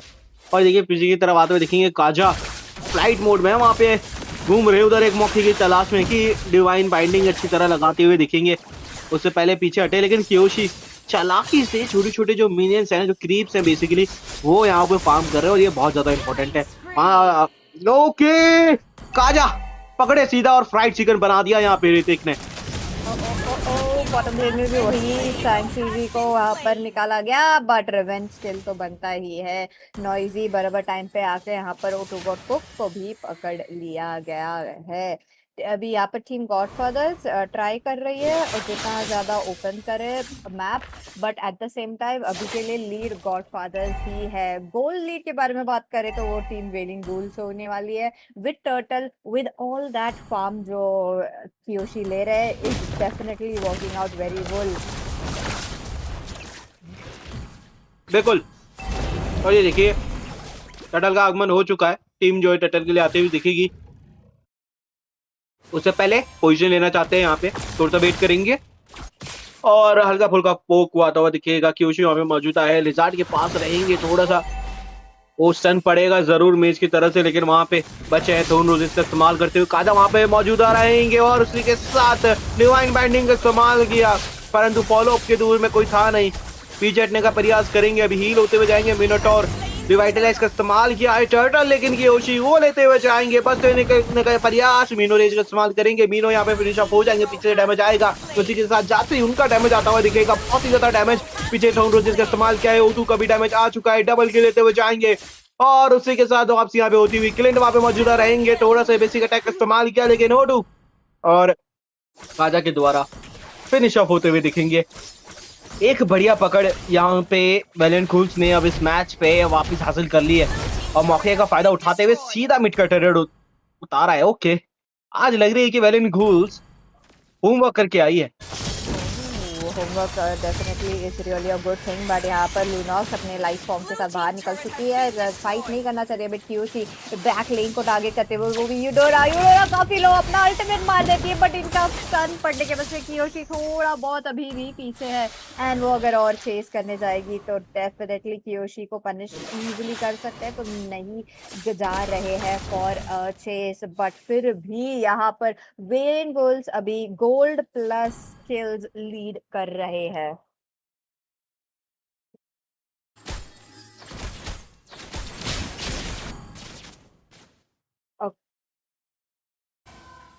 एंड बात करें तो टीम गॉडफादर्स जो अर्ली लीड था वो अभी थोड़ा थोड़ा सा उनके हाथ से जा रहा है। अगर यही लीड ऐसे हाथ से निकल जाती तो प्रॉब्लम होगी। कियोशी के ऊपर माय गुडनेस, इतने ज्यादा अल्ट होने के बाद भी फिर भी वो बाहर निकले एंड इसी के साथ डिवाइन बाइंडिंग के वजह से यहाँ पर एक मौत हमें देखने मिलेगा, वो भी होंगे नॉइजी थी वेलिंग गूल्स ऋतिक के ऊपर टारगेट करते हुए एंड उन्हें स्लिकर मारना पड़ा बचने के लिए। वेलियन गूल्स स्पेशली लैंसलॉट यहाँ पर क्या ही परफॉर्मेंस दिखाई, कितना ज्यादा लोग वहाँ पर उसके ऊपर खुल पड़े थे बट नहीं, फिर भी बच गए। टॉप लेन में बात करें तो सेलेस्टी ट्वाइलाइट काफी लो बच के निकलने का चांस देख रहे हैं, बट कियोशी तीसरा टर्टल लेते हुए आई थिंक टॉप लेन अभी जल्द से जल्द आ ही जाएंगे। इसके पहले हमें देखना पड़ेगा टॉप लेन मेलिसा के हाथ से कैसे जाएगा, क्योंकि वही है कि मेलिसा को अभी यहाँ पर फार्म मिल चुका है। ऋतिक काफी लो एंड इसी के साथ मेगा किल फॉर O2। यहाँ पर रुक भी नहीं रहे, इतना ज्यादा लोग पुश करते जा रहे कब से। फार्म डिफरेंस बहुत ज्यादा हो चुका है इस समय, ऑलमोस्ट 7 के यहाँ पे जो है फार्म डिफरेंस बन चुका है और वापसी कर पाना बहुत ज्यादा मुश्किल रहेगा। थोड़ा सा वेट करके खेलना पड़ेगा किसी भी तरीके से, लेकिन यहाँ पे डिवाइन बाइंडिंग का इस्तेमाल किया जाएगा और नॉइजी को फिनिश ऑफ कर दिया है। दिक्कत बन रही है काजा इस समय, किसी को भी पकड़ते हैं तो पीछे से बैकअप तुरंत आता है तो फिनिश ऑफ हो जाते हैं, वो टारगेट बचने का कोई चांस ही नहीं है। उसके साथ साथ ये ग्राफ की तरफ की नजर डालेंगे आप तो पूरा रेड की तरफ यहाँ पे गया, पहले बराबर जा रहा था फिर तुरंत यहाँ पे रेड की तरफ गया। अभी भी फाइट यहाँ पे फिनिश ऑफ नहीं हुई है, डैमेज देते हुए दिखेंगे। उसी के साथ ब्रेन्स का इस्तेमाल करते हुए पीछे लूनॉक्स जाती हुई दिखी है उसी के साथ साथ यहाँ पे एक और फाइट छिड़ती हुई दिख सकती है, लेकिन थोड़ा संभल के रहना पड़ेगा। मैं बोलूंगा यहाँ पे कि फार्म डिफरेंस इतना ज्यादा है कि टीम गॉडफादर उनको सिर्फ पीछे रह के खेलना है, हो सके तो किल्स ना दे और बहुत पीछे रह के खेले, बहुत ज्यादा सेफ रह के खेले। अपना माइंडसेट अब उनको ना किल से दूर करना पड़ेगा और टावर को बचाने पे लगाना पड़ेगा। Definitely true. तो चलिए हम देखते हैं कैसे टावर बचाना उनका होगा, क्योंकि that is really really important as of now. And बात करें तो लेन क्लियरेंस के, वो पूरी की पूरी तरह से क्लिंट के हाथ पे। क्लिंट और नॉइजी नॉइजी उतना ज़्यादा नहीं कर सकते क्योंकि वो क्लोज रेंज हीरो है, एंड अगर वो करने भी जाते हैं तो मृत्यु दंड देने का टीम वेलियंट गोल्स काफ़ी ज़्यादा चांसेस है, तो उसके वजह से थोड़ा बहुत सेफ खेलना ही पड़ेगा।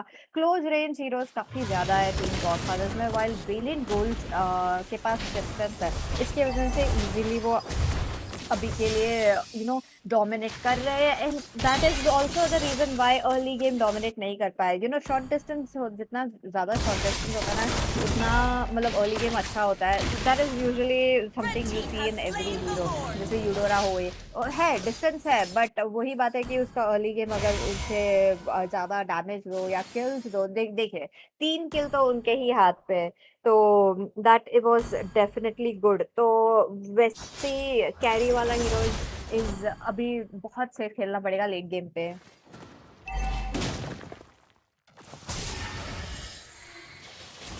एंड इसके साथ टॉप लेन पे डिवाइन बाइंडिंग यहाँ पर अच्छे से कनेक्ट नहीं हुआ, बट कोई बात नहीं, टीम यहाँ पर फिर भी ट्राई करना चाहती है एक अच्छा सा फाइट लेने को। चलिए देखते हैं फाइट कैसे होगा, क्योंकि लॉर्ड भी आ रहा है एंड ये लॉर्ड के साथ टीम क्या करने वाली है। वी लव टू सी यहाँ पर कैसे एंड कर सकते हैं, क्योंकि वेलियंट गोल्स के बारे में बात कर रहे हैं। हमने काफी टाइम देखा है कि वो अच्छी तरह से था। मिनोगन फ्यूरी का हमला यहाँ पर and celestial valor was the first one to fall down. ज़ैची गॉड लाइक लेते हुए यहाँ पर 0 डेथ पे है। O2 गॉट कुक्ड, उनके जो रोज गोल्ड मीटर है वो भी बचा के रखे हैं उनको, एंड डिस्टेंस के साथ फिर भी यहाँ पर अटैक कर रहे हैं और फ्लिक करके साथ जाते हुए क्लिंट एक किल यहाँ पर, और डिस्टेंस कवर नहीं हो पाया। ज़ैकी काफी लो, कियोशी भी काफी लो। ये हुई गॉडफादर्स का थोड़ा सा मिनी कम बैक, एंड यहाँ पर नहीं रोकना चाहते हैं, यहाँ पर पूरी तरह से अमॉय करना चाहते हैं, बट बैकअप नहीं आ चुका है मिनोटॉर के लिए। बिल्कुल, और ये देखिए डैमेज देते हुए जाएंगे कियोशी, फिनिश ऑफ करेंगे मिनोटॉर को पीछे की तरफ से, लेकिन इडोरा वहां पे मौजूद था, रिवेंज लेते भी जाएंगे, शट डाउन देंगे फाइनली यहाँ पे कियोशी को। उसके साथ साथ हाइलाइट्स की बात करें तो यहाँ पे थोड़ी सी वो फाइट होती हुई दिख रही थी, और ये देखिए क्लिंट शट डाउन दिया, उसके बाद पीछे से एक ही अच्छी बचते हुए निकले थे। और इसी के साथ अभी जिस तरीके का ये गेम का समागम बना है, गॉडफादर वेट कर रही है एक और अच्छे खासे मौके का, एक अच्छी फाइट, एक और गेम का परिवर्तन यहाँ से हो सकता है। लेकिन थोड़ा ध्यान आपको देना पड़ेगा जासी की, अगर यहाँ पे पोजीशन अच्छी रही तो उनका जो डैमेज आएगा ना, फिर वो सस्टेन करने के लिए आपको बहुत ज्यादा, मैं बोलूंगा यहाँ पे समय लगेगा। बहुत जल्दी आप मेल्टडाउन हो जाएंगे, तो ज्यादा देर तक आप सस्टेन भी नहीं कर सकते हैं। गेम को धीरे धीरे जरूर लेके गए हैं लेट गेम की तरफ, लेकिन लेट गेम भी नहीं, अभी मिड गेम हुआ है सिर्फ, लेट गेम तो अभी आना बाकी है, बहुत लेट है अभी तो मिड गेम की शुरुआत हुई है सिर्फ। एक और लॉर्ड का आगमन होता हुआ दिखेगा, और मेलिसा जैसे एमएम के सामने ना यही दिक्कत होती है, जब आप लॉर्ड वगैरह जीतते हो ना, तो आपके लिए लेन वगैरह पुश करना थोड़ा इजी रह जाता है, क्योंकि अटैक स्पीड है, ऊपर से आप फोर्स करते हो एनिमीज को कि वो जोन इन करते हुए, तो एनिमी को या तो उसके पास दो ही ऑप्शन रहता है कि सामने या तो वो डैमेज लेके टावर बचाने का प्रयास करे, या तो फिर वो टावर सेक्रीफाइस करे और पीछे हट जाए, ताकि वो डैमेज जो है वो ना ले। उसी के साथ साथ लॉर्ड लेने के लिए जाते हुए दिखेंगे, लॉर्ड के ऊपर सीधा प्रहार होता हुआ दिखेगा। बात करें गॉडफादर्स, वो अभी पीछे की तरफ चल रहे, थोड़ा सा जाना नहीं चाहते हैं इस लॉर्ड के लिए, उन्होंने बोला कि वेट ही करेंगे और डिफेंड ही करेंगे इस लॉर्ड को। डेफिनेटली एक अच्छा डिसीजन होगा यहाँ पर, क्योंकि फार्म डिफरेंस बढ़ रहा है, एंड अगर यहाँ पर लॉर्ड पे भी उन्हें नहीं मिलता है एंड बढ़ गया तो वही दिक्कत होगी। बट बात करें तो मिनोन फ्यूरी कनेक्ट नहीं हुआ, बट इतना हुआ कि काजा को थोड़ा बहुत सेफ खेलना पड़ा, एंड O2 को बचाते बचाते वो दोनों के दोनों बच गए। एमएम भाई को बहुत सेफ खेलना पड़ेगा इस गेम में अगर बचना है तो। किसी भी तरीके से आप काजा के सामने नहीं आ सकते। और देखिए कियोशी यहाँ से अंदर की तरफ आएंगे, पंचर का इस्तेमाल करते हुए सीधा मिनियन का सारे एक टावर से आए दूसरे टावर की तरफ पढ़ते हुए बाहर की तरफ निकलेंगे यहाँ पे। और देखिए जोन आउट आता हुआ दिखेगा मेलिसा के द्वारा, और यहाँ पे कर्स डॉल के द्वारा जो डैमेज है वो यहाँ पे आता हुआ दिखेगा। मिनियंस आ चुके हैं, लॉर्ड को थोड़ा सा आपको जो है डायरेक्ट करना पड़ेगा किसी भी तरीके से। और मिनोटॉर कोशिश करते हुए अच्छी कोशिश यहाँ पे रहने वाली है, अंदर की तरफ जाते हुए देखेंगे। एस्मराल्डा वो डैमेज सोकअप करते हुए जाएंगे, लेकिन पीछे से यहाँ पे डैमेज आता हुआ दिखेगा। कियोशी वहाँ पे मौजूद है, उसी के साथ वो डैमेज देना चाहते हैं। लॉर्ड अभी भी मौजूदा और यहाँ पे वापसी होती हुई दिखेगी बेस की तरफ। आई डोंट थिंक यहाँ पे गॉडफादर वो डिफेंड कर पाएगी, और उसी के साथ पहला विक्ट्री वो लेते हुए जाएंगे यहाँ पे टीम वैलियंट घूल्स। एक अच्छी शुरुआत के साथ, एक अच्छी वापसी के साथ। लेकिन सवाल यहाँ पे ये है कि क्या वैलियंट घूल्स यहाँ पे द गॉडफादर की जो विन स्ट्रीक है उसको तोड़ पाएगी, या फिर गॉडफादर कम बैक करने वाली है। यहाँ से उनका आगमन वापिस से होता हुआ क्या दिखेगा। जिस तरीके का गेम आया यहाँ पे कमाल करा, वो प्रेशर क्रिएट किया।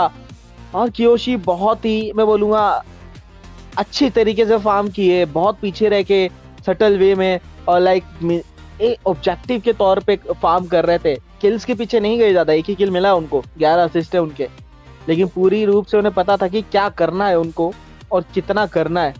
कमाल का गेम प्ले आता हुआ। उसी के साथ पहला गेम जो है यहाँ पे टीम गॉडफादर वो लूज करेंगी और विजेता यहाँ पे वैलियंट घूल्स। लेकिन दूसरे मैच की तरफ यहाँ पे चलेंगे कुछ देर में पीछे। दूसरा मैच जो है वो स्टार्ट होने वाला है, लेकिन उससे पहले एक जो सवाल है यहाँ पे वो रहेगा कि क्या गॉडफादर यहाँ पे कमबैक कर पाएगी, क्या हमें कुछ चेंजेस हमें देखने को मिलेंगे, और अगर चेंजेस देखने को मिलते हैं तो क्या वो रहने वाले हैं ड्राफ्ट के बीच में। I want to see a hard counter for the Lancelot. Lancelot और जूलियन दोनों के दोनों ऐसे हीरोज है जो अभी मेटा पे नहीं है एंड फिर भी काफ़ी अच्छे तरह से परफॉर्म करते हैं। जैसे नॉइजी के लिए वो सिग्नेचर हीरो हो चुका है, definitely it is a good hero, but वही दिक्कत है कि डैमेज पोटेंशियल नहीं आता है। Plus Julian is a little bit team dependent. अगर टीम काफ़ी अच्छे सेट देती है तो तुम डैमेज दे पा सकते हो, तुम आगे बढ़ सकते हो with the farm that you are getting with the kills. And यही सिनेरियो हमें देखने नहीं मिला फॉर कियोशी, वो देखने मिला। उन्होंने या एक बात है कि उन्हें वो लास्ट किल तो डेफिनेटली नहीं मिली, बट इतना कि उनके टीममेट्स को मिल गया एंड उनके टीममेट्स ने काफ़ी अच्छी तरह से खेला। वहाँ पर क्लिंट के बारे में बात करें तो सेम सिनेरियो था, बट वही था कि टैंक का सेट कनेक्ट नहीं हुआ। अगर कुछ अच्छा सेट देखने मिलता, मे बी 2 मैन नॉकअप 3 मैन नॉकअप, वो काफ़ी अच्छा रहता। तो यही बात मुझे सेकेंड गेम पे अलग सा देखना है। एंड डेफिनेटली एक काउंटर जैसे हीरो लेके आ जाओ, तब मज़ा आएगा। दोनों की दोनों टीम काफ़ी टैलेंटेड है तो बिल्कुल आज एक अलग रूप देखने को मिल रहा है वैलियंट घूल्स का। जिस तरीके से खेली कल, ये कमी कहीं ना कहीं नज़र आ रही थी, लेकिन आज भरपूर रूप से वापसी होती हुई। लेकिन गॉडफादर थोड़ी सी मुसीबत में पड़े हैं अभी, देखना पड़ेगा कि कमबैक किस तरीके से कर पाते हैं, क्योंकि चुनौती इस समय वो बहुत बड़ी सामने आ चुकी हैं वैलियंट घूल्स के नाम से। साबित करना पड़ेगा खुद को कि गॉडफादर वो इतने आसानी से नहीं जाने वाले हैं, और क्या पता यहाँ से रिवर्स स्वीप भी आता हुआ दिख सकता है। इस बार जो पहला पिक है यहाँ पे वैलियंट घूल्स की तरफ जाता हुआ दिखेगा, गॉडफादर की तरफ से बैन रहेंगे। लेट्स सी क्या बैन्स होने वाले हैं। मेरा गैस रहेगा हिरारा यहाँ पे बैन हो सकता है। अगर हिरारा नहीं होता है तो मे बी शायद बेलरिक और एटलस, ये 2 टैंक जो है आपको बैन करने ही पड़ेंगे। I am the power of light incarnate. Open नहीं रख सकते। I am pretty sure noisy और कियोशी के बारे में बात करें तो काफ़ी अच्छा हिरारा प्लेयर्स है एंड वो ऐसे ही हीरो है कि पूरी कैरी इजीली कर सकती है। तो don't keep that open at end for team Godfathers Eudora is दिक्कत नहीं देती है। Eudora You should be ashamed for not trusting हमने yourself. देखने मिला है such as the Lunox. First game से ही लूनॉक्स का बस वो लाइट फॉर्म ही चाहिए रहता है अगेंस्ट द यूडोरा एंड उन्होंने काफ़ी अच्छे तरह से हमें बताया कि कैसे करना चाहिए। तो फॉर गॉडफादर्स अगर डैमेज के लिए जा रहे हैं तो ऑल आउट फुल बर्स्ट के साथ चले जाओ। बिल्कुल। और देखिए उसी के साथ साथ यहाँ पे एटलस भी बैन होते हुए दिखेंगे। काजा बैन ऑलरेडी हो चुके हैं, उसके साथ साथ इडोरा, बेलरिक आखिरी बैन। देखना पड़ेगा टीम वैलेंट गोल्स की तरफ से क्या रहने वाला है। और गॉडफादर उनकी तरफ से भी बैन यहाँ पे रहते हुए दिखेंगे। फ्रिया यहाँ पे बैन किया गया है, काफी इंटरेस्टिंग बैन। उसी के साथ साथ ये रिस्पेक्ट दी गई है सामने। उसके साथ साथ अगर बात करें यहाँ पे टीम गॉडफादर की तरफ से, उनकी तरफ से तीसरा बैन आने वाला है। लेट्स सी यहाँ पे क्या बैन रहेगा तीसरा उनकी तरफ से। मैं बोलूँगा काफी इंपॉर्टेंट रहेगा ये तीसरा बैन, क्योंकि एक तरीके से आप सामने वाली टीम को एक पहला पिक दे रहे हैं, तो उसके हिसाब से आपको बैन करना पड़ेगा। मार्शल यहाँ पे बैन किया है, अच्छा बैन। भूल गए थे, मेरे को लग रहा था शायद से दिमाग से निकल गया, लेकिन नहीं, याद आया इन क्षण में कि मार्शल इसको खुला छोड़ा, बहुत दिक्कत होगी। और चलिए प्रेडिक्शन यहाँ पे मेरा सही होगा, जैसे मैं बोल ही रहा था पीछे की हिरारा आता हुआ दिखेगा, और हिरारा आ चुका है। हिरारा वर्सेस हंसो। टीम गॉडफादर्स कोई कम नहीं, उन्होंने भी अपना स्ट्रॉन्गेस्ट हीरो यहाँ पर लेके आ चुके हैं। तो this is going to be a very good fight जो हम देखने वाले हैं। इंटरेस्टिंग तो डेफिनेटली बना के रख रही है। मार्क्समैन भी बात करें तो आई डू वांट टू सी यहाँ पर नया प्लॉट लाइन क्या खुलने वाला है दोनों टीम्स के लिए। पिक करने की बात करें तो O2 का हीरो यहाँ पर अभी चोरी हो चुका है, तो क्या O2 यहाँ पर भी चोरी करेंगे या नहीं,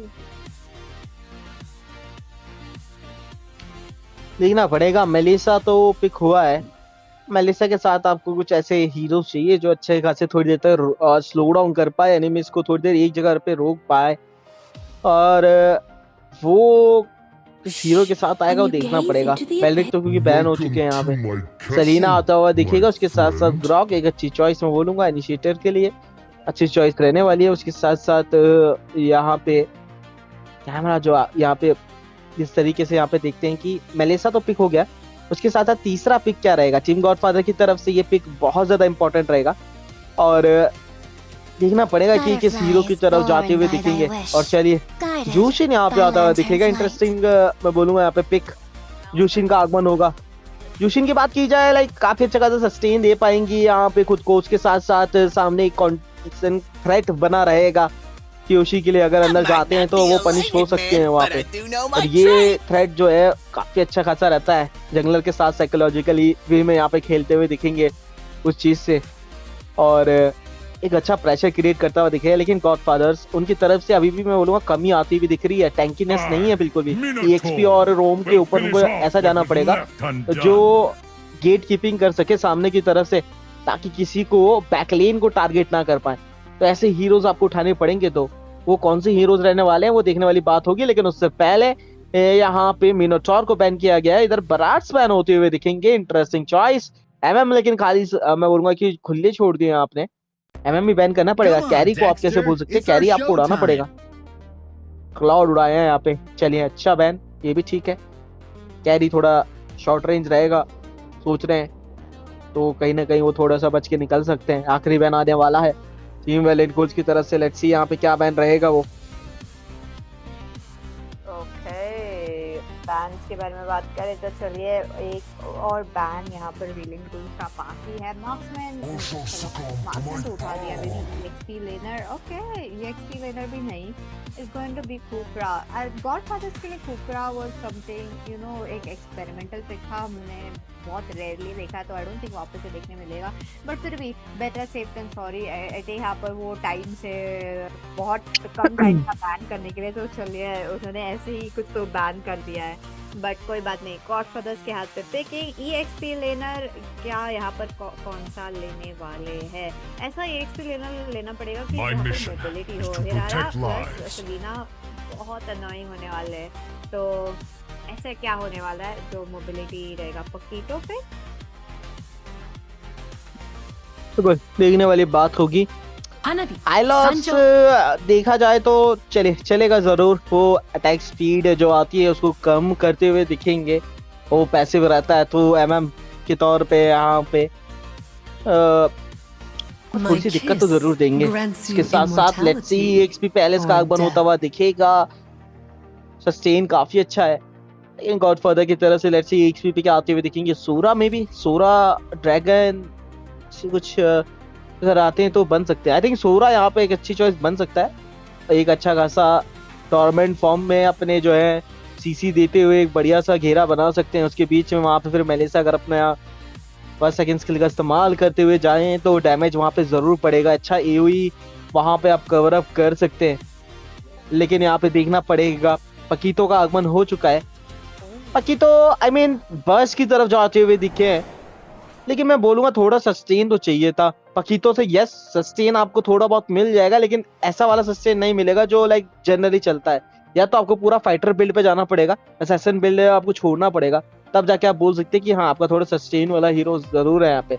एलिस लेकिन बहुत ज्यादा दिक्कत दिखी अगर वो फार्म हो गई यहाँ पे अर्ली गेम पे, तो वहाँ पे ध्यान रखना पड़ेगा। कियोशी वहाँ पे मौजूदा रहेंगे इन्वेट करने के लिए। लेवल 2 पे ही उनका जो पीक है वो बाहर आ जाएगा, और उस लेवल 2 में जब वो जाएंगे यहाँ पे जिम के तौर पे, तो वो वहाँ पे लाइक जिस तरीके से फाइट करते हुए देखेंगे वहाँ पे वो देखना पड़ेगा। क्योंकि पकीतो यहाँ पे जिस तरीके से बोलते हैं ना कि अपना पंच लगाते हुए देखेंगे, अपर कट जैब वगैरह, वो किस तरीके से लगाते हैं देखने वाली बात होगी।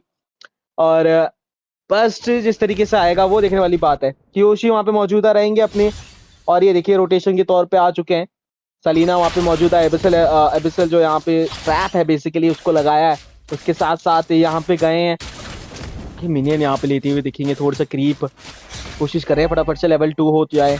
लेवल 2 जैसे होंगे कियोशी के पास एक एडवांटेज यहाँ पे रह सकता है, लेकिन उनको थोड़ा सा ध्यान रखना पड़ेगा कि अभी बफ का खतरा है। हंजो अगर इन्वेड होने के चांसेस यहाँ पे रह सकते हैं, हंजो जो उनका बफ लेके चले जाए। और ये देखिए रोमो के तौर पे वहाँ पे आते हुए दिखेंगे, जरूर अंदर की तरफ गए थे। बहुत ज्यादा दिक्कत होगा यहाँ पे। सीतन पीछे हटे, इस समय बचते हुए निकलना पड़ेगा उनको, और बहुत जल्दी रिकॉल करवा दिया। रिवाइटलाइज स्पेल जो है वो बहुत जल्दी यूज करवा दिया। यहाँ पर जितना ज़्यादा स्पेल्स अर्ली यूज़ करवाते हैं उतना ज़्यादा एडवांटेज मिलेगा अराउंड द टर्टल, क्योंकि टर्टल के लिए काफ़ी ज़्यादा टाइम नहीं है, बट ये स्पेल्स 100 सेकेंड से ज़्यादा होता है टॉप लेन पे। थोड़ा बहुत यहाँ पर मेलेसा को खतरा हो ही रहा है। एंड जाची के बारे में बात करें तो वो टॉप लेन पे सबसे अच्छा लैरो मार रहे हैं। बिल्कुल कोशिश रहेगी यहाँ पे। ओके थोड़ा सा गए हैं पीछे की तरफ, थोड़ा सा नौका पाता हुआ दिखेगा। अंदर की तरफ जाते हुए दिखेंगे। हंजो आए हैं, अल्टीमेट का इस्तेमाल किया है, अंदर की तरफ जाने का मार्क लगाए हैं उसके ऊपर। फर्स्ट स्किल का इस्तेमाल करेंगे, डैमेज दिया, पीछे हटे हैं। कियोशी वहां पे मौजूद है, एमएम के ऊपर प्रहार हो सकता है। पीछे की तरफ पकड़ना चाहते हैं, ये गलत स्थिति में यहाँ पे पड़ चुके हैं। और इसी के साथ सेतन उनको भी डिजॉर्व किया जाएगा, और पकीतो वो बचते हुए निकलेंगे लेजेंडरी पैंथर। और देखिए यही मैं बात कर रहा था कि सस्टेन जरूर मिलेगा, लेकिन इतना सस्टेन नहीं मिलेगा कि एलएस के सामने आप टिक पाए। और लेन कट करके एलएस जो है यहाँ पे आराम से फार्म लेती हुई जाएंगे। ये देखिए थोड़ा सा डैमेज देने का प्रयास कर रहा है।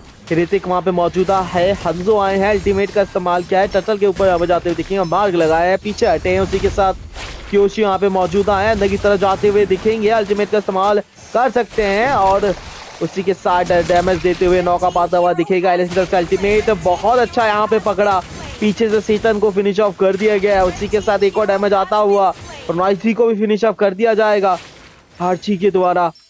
आर्ची कमाल का यहाँ पे खेलते हुए एक पे जो लीड चाहिए थी उनको बेसिकली वो अब उन्होंने बना ली है। अगेन मैं बोलूंगा यहाँ पे वैलियंट गोल्स अर्ली गेम से बहुत बढ़िया खेले। 4 किल उनकी झोली में आ चुके हैं इस समय। टीम गॉडफादर्स की बात करें ना तो अभी उनके हाथ से गेम फिसलता हुआ जा रहा है लगातार। पिछले जैसी स्थिति यहाँ पे धीरे धीरे बनती हुई जा रही है। अगर सेम स्थिति यहाँ पे रही तो बहुत दिक्कत होगी आपके लिए। पर आज का मैं बोलूंगा ड्राफ्ट गॉडफादर की तरफ से इतना अच्छा नहीं रहा। गॉडफादर्स यहाँ पर थोड़ा बहुत स्ट्रगल कर रही है अपने ड्राफ्ट के वजह से, प्लस एक्सक्यूशन में भी थोड़ा बहुत बात करें तो स्टन पड़ने वाली है। एंड ऋतिक यहाँ पर आरसी को थोड़ा बहुत से बचना पड़ेगा, ईएक्सपी लेवल को अंडर एस्टिमेट नहीं कर सकते। एंड इसी के साथ कियोशी को मिल चुका है टर्टल। यहाँ पर कोई कंटेस्ट नहीं आ रहा है टीम गॉडफादर्स के लिए, अंडरस्टैंडेबल, क्योंकि उनके पास अभी यहाँ पर फार्म नहीं है। प्लस अगर फार्म भी बनाने जाते हैं तो it is very 50-50, more like 70-30, 70% अगर करना चाहते हैं तो कोई लो ऐसे हो जैसे जाके भी था उनको टारगेट करना चाहिए। पर पता नहीं क्यों मिस्टर डॉट को टारगेट करते गए यहाँ पर। यहाँ पकीटो थोड़ा बहुत डैमेज देते हुए कियोशी को थोड़ा बहुत बाहर निकाला, बट आरसी को फाइट लेना है, वो अंदर जाते हैं। एंड इसी के साथ कियोशी को ऑलमोस्ट ऑलमोस्ट पनिश करके निकलने वाले थे, बट नहीं, गॉडफादर्स को ना किल मिली ना वेलियंट गुल्स को, बट लेजेंडरी पैंथर यहाँ पर स्टन होते हुए हांजो का अल्टीमेट आ चुका है। कियोशी 1 HP यहाँ पर एंड उनसे नहीं हो पाया। नॉइजी काफी क्लोज थे।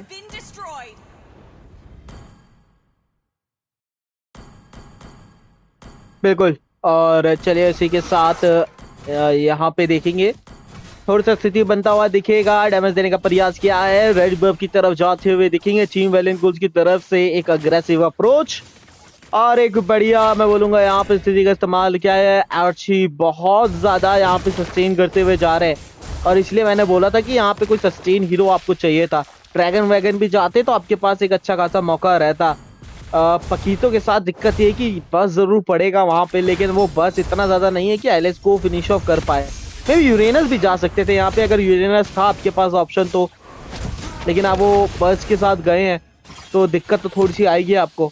ये अच्छा है कि आपके पास डैमेज रहेगा तो आप लाइक खुशी हीरोज को टारगेट कर सकते हैं, वन शॉट कर सकते हैं, लेकिन उसके लिए आपको पोजीशन रखनी पड़ेगी।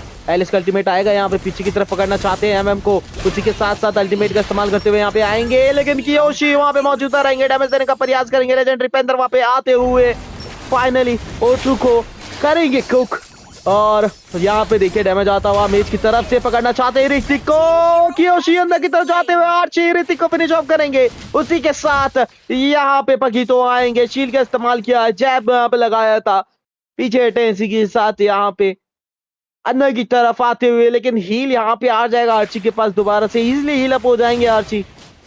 और यहाँ पे दिक्कत आएगी, आप जो एक एडवांटेज अपनी लेन में क्रिएट नहीं कर पाएंगे, जिसके कारण आपको टीम फाइट फोर्सफुली ज्वाइन करने के लिए जाना ही पड़ेगा। ये अच्छी स्थिति हो सकती है। सलीना को बहुत पीछे धकेला और पीछे की तरफ आएंगे अभी हंजो, एनर्जी नहीं है, अल्टीमेट अभी यूज किया है, थोड़ा वेट करना पड़ेगा।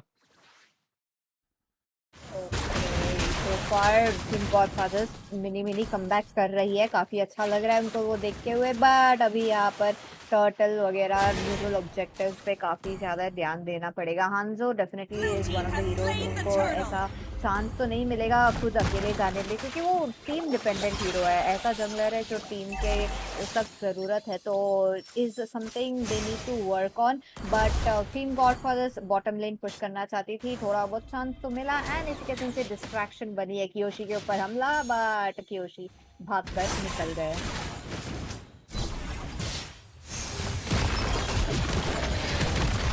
ओ टेक्टोनिक चार्ज यहाँ पर ग्रॉक के वजह हाथ से आया, बट ग्रॉक यहाँ पर भागना चाहते हैं, उनसे नहीं हो पाया। नॉइजी अभी भी रुक रहे हैं कुछ तो करने के लिए, बट वही है कि उन्हें वो ये अंदर की तरफ ज्यादा गए नहीं, अंदर इतना नहीं जाना चाहिए था। बिल्कुल सलीना को यहाँ पे पनिश ऑफ किया जाएगा, इसीलिए हांजो के पास अच्छा मौका और यहाँ से गेम पलटता हुआ जाएगा, नॉइजी को मिलेगा और खेल, लेकिन O2 उनकी वापसी होती हुई जाएगी, डैमेज देते हुए सीधा फिनिश ऑफ करेंगे ऋतिक को। और चलिए मिड का टावर निकालने के लिए आते हुए दिखेंगे और आई थिंक मिनियंस के साथ वो मिनियंस के साथ निकालना चाहते हैं। हांजो वहां पे मौजूद है, पीछे की तरफ आएंगे, उसी के साथ वो मिड का टर्रेट बचाने का प्रयास करने में सफलता उनको मिलेगी। इम्पोर्टेंट यहाँ पे ये रोल रहा मिड का जो है टर्रेट बचाने के लिए, क्योंकि मिड का टर्रेट जब आपका टूटता है तो जंगल एक्सपेंशन हो जाता है और आप नहीं चाहेंगे कि सामने वाले एनिमीज आपके जंगल में फ्रीली रोम करते रहें। उसी के साथ पकड़ना चाहते हैं, यहाँ पे देखते हैं किस तरीके का एम्बुश आता हुआ दिख सकता है। बिसल एरो मारेंगे लेकिन कनेक्ट नहीं होगा। अंजो अल्टीमेट का इस्तेमाल करते हुए अंदर की तरफ जाते हुए दिखेंगे, के स्किल का इस्तेमाल किया है, मार्क लगाया है, डैमेज देंगे, पीछे हटे हैं। अब अल्टीमेट अभी भी यूज हुआ है, लेकिन आर्ची की तरफ से अल्टीमेट आता हुआ दिखेगा, पाथवे का इस्तेमाल किया, अंदर की तरफ जाते हुए देखेंगे, डैमेज देने का प्रयास पीछे से बचते हुए और बिसल एरो कनेक्ट होगा, लेकिन बचते हुए निकलेंगे और टिमटिम बेकन के द्वारा उठा के पटका जाएगा, लेकिन टेक्टोनिक चार बंदों के बीच में वॉल लगाया और उसी के साथ डैमेज देते हुए जाएंगे। हंजो को पीछे हटना पड़ेगा, पकीतो वहां पे मौजूदा है और मेज बिसलेरो कनेक्ट होता हुआ जाची की तरफ से डैमेज दिया जाएगा, शट डाउन मिलेगा कियोशी के द्वारा और पकीतो वो फिनिश ऑफ हो चुके हैं इस समय। नॉइजी और अपने एमएम सिर्फ वही जिंदा है इस समय। जी देखना पड़ेगा कि स्टैन देखते हैं कि किस तरीके से आते हुए दिखेंगे, उनका डैमेज जब तक आएगा आइटमेशन की तरफ नजर डालना चाहेंगे। लेट्स सी कितने आइटमेशन यहाँ पे बने हैं टीम्स के। आई थिंक एमएम की एक बार मैं देखना चाहूंगा कि क्या डैमेज मिले, लेकिन उससे पहले हाईलाइट्स की तरह यहाँ पे जाते देखेंगे पीछे। यप, छोटा सा हाइलाइट्स, क्योंकि थोड़ा सा पॉज हो चुका है, दोनों की दोनों टीम्स काफी टाइम हो चुका है यहाँ पर इतना बड़ा फाइट लेने के बाद, तो that is much needed. But यहाँ पर गॉडफादर्स जो भी छोटा छोटा कमबैक कर रही थी वो उनके हाथ से निकल रहा है। वो ये बात है कि एक बार ले रहे हैं या तो दे रहे हैं, यही हमें बार बार देखने मिल रहा है। बट ओके, लाइव सीन में थोड़ा बहुत देखते हुए एक फाइट चल रहा अंदर की तरफ जाते हुए देख सकते हैं, और ये देखिए डैमेज आता हुआ देखिए टेक्टोनिक चार्ज के थ्रू दो बंदों को धराशायी करेंगे यहाँ पे। उसी के साथ अल्टीमेट का इस्तेमाल करना पड़ेगा, किल्सिम बेकन का इस्तेमाल करते हुए रोकना चाहते हैं, लेकिन केओसी पीछे से आएंगे, फिनिश ऑफ करते हुए उनकी तरफ से बर्स्ट आता हुआ डबल के लेते हुए जाएंगे, और एमएम अकेले बचे हैं। रिको लेने का प्रयास करना चाहते हैं, लेकिन यहाँ पे दिक्कत हो सकती है। आर्ची आते हुए दिखेंगे, डैमेज देने का प्रयास किया है टावर के अंदर। ओचू बहुत ज्यादा आगे, दिक्कत में पड़ सकते हैं। आंसो वहां पे मौजूद है, मार्क लगाया है, डैमेज दिया है, लेकिन पीछे हटे। उसी के साथ साथ लॉर्ड का आगमन हो चुका है। टीम जो है लॉर्ड के लिए भी जाते हुए दिखेंगे, लेकिन दोबारा सेबल से मिस करेंगे, पीछे हटना पड़ेगा। आई थिंक ये टावर उनको सेक्रीफाइस करना ही पड़ेगा। टीम गॉडफादर ओपनिंग नहीं मिल पा रही है उनको एक अच्छी खासी, पिछले बार की तरह थोड़े से लड़खड़ाते हुए चल रहे हैं इस समय। क्लियर विजन नहीं है, एक मैं बोलूंगा यहाँ पे कहीं ना कहीं थोड़े से भटके हुए हैं आज कि एक्चुअली में करना क्या है। और ये देखिए यहाँ पे रैंडमली घुसते हुए दिखेंगे, टेक्टोनिक चार्ज आएगा, दिक्कत में पड़ना पड़ेगा। फ्लिकर का इस्तेमाल, पीछे की तरफ बचेंगे, एमएम आए हैं वहां पे। उसी के साथ साथ हंजो जो है उनका आगमन भी होगा, फिर से लैरो कनेक्ट होगा, बहुत ज्यादा डैमेज, पीछे हटे हैं। लॉर्ड लेना चाहते हैं, जोन आउट कर दिया है ऑलरेडी, और ये अच्छा खासा मौका रहेगा लॉर्ड लेने के लिए। बिल्कुल, चलिए देखते हैं लॉर्ड का क्या करने वाले। वेलियंट गोल्स काफी अच्छे तरह से गेम नंबर 1 से हम देख रहे हैं कि वो बहुत अग्रेसिवली उन्हें चाहिए होता है, लॉर्ड भी हो या वो टर्टल हो, तो वो आर्ची फाइट वो अंदर की तरफ जाते हुए दिखेंगे। ओ यहाँ पे डैमेज आता हुआ दिखेगा, आंजो मार लगाते हुए दिखेंगे, क्या फिनिश ऑफ कर सकते हैं, लेकिन स्टन आता हुआ दिखेगा, पीछे हटना पड़ेगा, डैमेज पर्याप्त नहीं है। उसी के साथ रोचू वहां पे मौजूद है, बिजलेरो कनेक्ट नहीं होगा, पीछे हटे हैं। मिड कटर लेने के लिए आर्ची वहां पे मौजूद है, अंदर की तरफ जाना चाहते हैं, और ये देखिए डैमेज आता हुआ दोनों की तरफ से। बिजलेरो मिस करेंगे थोड़ा सा, लेकिन आई थिंक यहाँ पे होली शील्ड वो यूज अप होने से पहले अच्छी कोशिश, बचाया जाएगा होली शील्ड। यहाँ पे लॉर्ड आ रहे हैं बॉटम लेन से, लेकिन होली शील्ड है तो अभी थोड़ी सी रात की सांस जरूर मिलेगी उनको, इजीली बचा सकते हैं। इस गेम को थोड़ा और लंबा यहाँ पे लेके जा सकते हैं, कोशिश रहेगी डैमेज देते हुए यहाँ पे आते हुए दिखेंगे। और चलिए डैमेज देने से पहले ये लॉर्ड फिनिश ऑफ होंगे, बिस्लेरो कनेक्ट होगा फाइनली, लेकिन सलीना अंदर नहीं जाएंगे, उनको भी पता है कि अगर अंदर गए तो दिक्कत में पड़ सकते हैं। एक्स्ट्रा जो मैं बोलूंगा रिस्क है वो यहाँ पे नहीं लिया, एक अच्छी निशानी। उसी के साथ हंजो फिर दोबारा से जाएंगे, पोक करते हुए दिखे हैं, डैमेज दे सकते हैं, बिल्कुल मार्क लगाया था, डैमेज दिया, पीछे हटे, लेकिन ज्यादा फायदा होगा नहीं। ओके, यहाँ पर टीम गॉडफादर्स क्या करने वाली है, क्योंकि बहुत सारा प्रेशर आ चुका है।